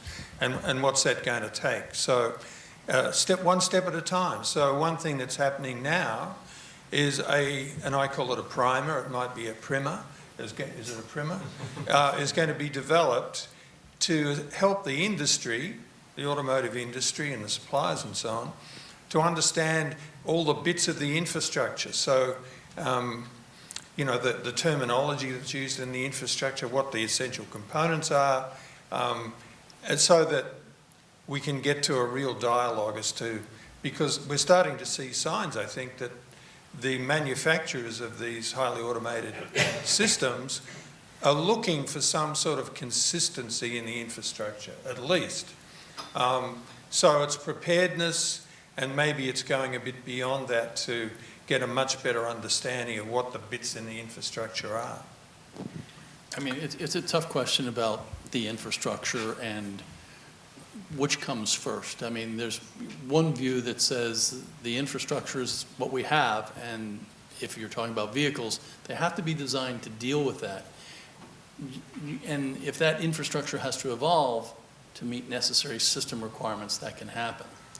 But we're doing a lot of work inside the department to understand, not just on the vehicle side. We put out questions to industry. We put out requests for comments and requests for information. We got back over 4,000 comments from rail, from transit, from motor carriers, from highways, from light vehicles, to understand what the industry and what all those different stakeholders were thinking about in terms of what we needed to think about as a department, because while we don't build a lot of infrastructure, we fund a lot of infrastructure building. And so those questions are being asked, and I think the infrastructure and vehicle technologies will change in tandem. Thank you, Ken. I think we've got time for one last question. Yes, please. We focused an awful lot on first world problems, frankly. I'd like to get the panel's opinion on the fact that if we look at micropayments, banking, that really took off in Africa and other third world countries. If we look at mobile phone use, which completely bypassed fixed line infrastructure in a lot of third world countries. How do we think, because they still have mobility issues, which we assume we're the only people who have issues, then what does the panel think about how we can apply some of the technologies around autonomous vehicles in terms of testing and deployment in third world countries where perhaps the limitations that we currently face in our world or complexities aren't quite so. Okay, thanks. Hui, do you have a view on this? I'll try. Every country is different, right? So if you go to China, India, how people drive or how many pedestrians, bicycle, motorcycles are very, very different. So certainly it's important to understand the local region's mobility challenge and see how these technologies can be used. I wouldn't say that I have a universal answer to that, but understanding, collecting data first, rather than trying to apply, treat everything as a nail. So our hammer has to become customized for local mobility questions. Thank you, Hui. Ray, do you have a view on that one? So we say the most responsible ways of moving people. The responsible way in India versus North America may be very different. And we were in a panel yesterday on and a gentleman from Taiwan said, you're talking about an autonomous vehicle, connected vehicles, but there's 13 million mopeds on the highways with a bunch of bicycles and pedestrians. So if you want to prevent accident, you can't just focus on the auto, you have to look at all the elements that you're trying to manage. And I think that's where, when you start to think about total system thinking, that's where it needs to be by regions, because the environment is different. But at the end of the day, is we have to ensure that we provide a safe method of moving people. That's my answer. Ladies and gentlemen, thank you very much for your questions and your attention, but thank you very much to the panel, and if you'd like to give them a round of applause, please. Thank you very much.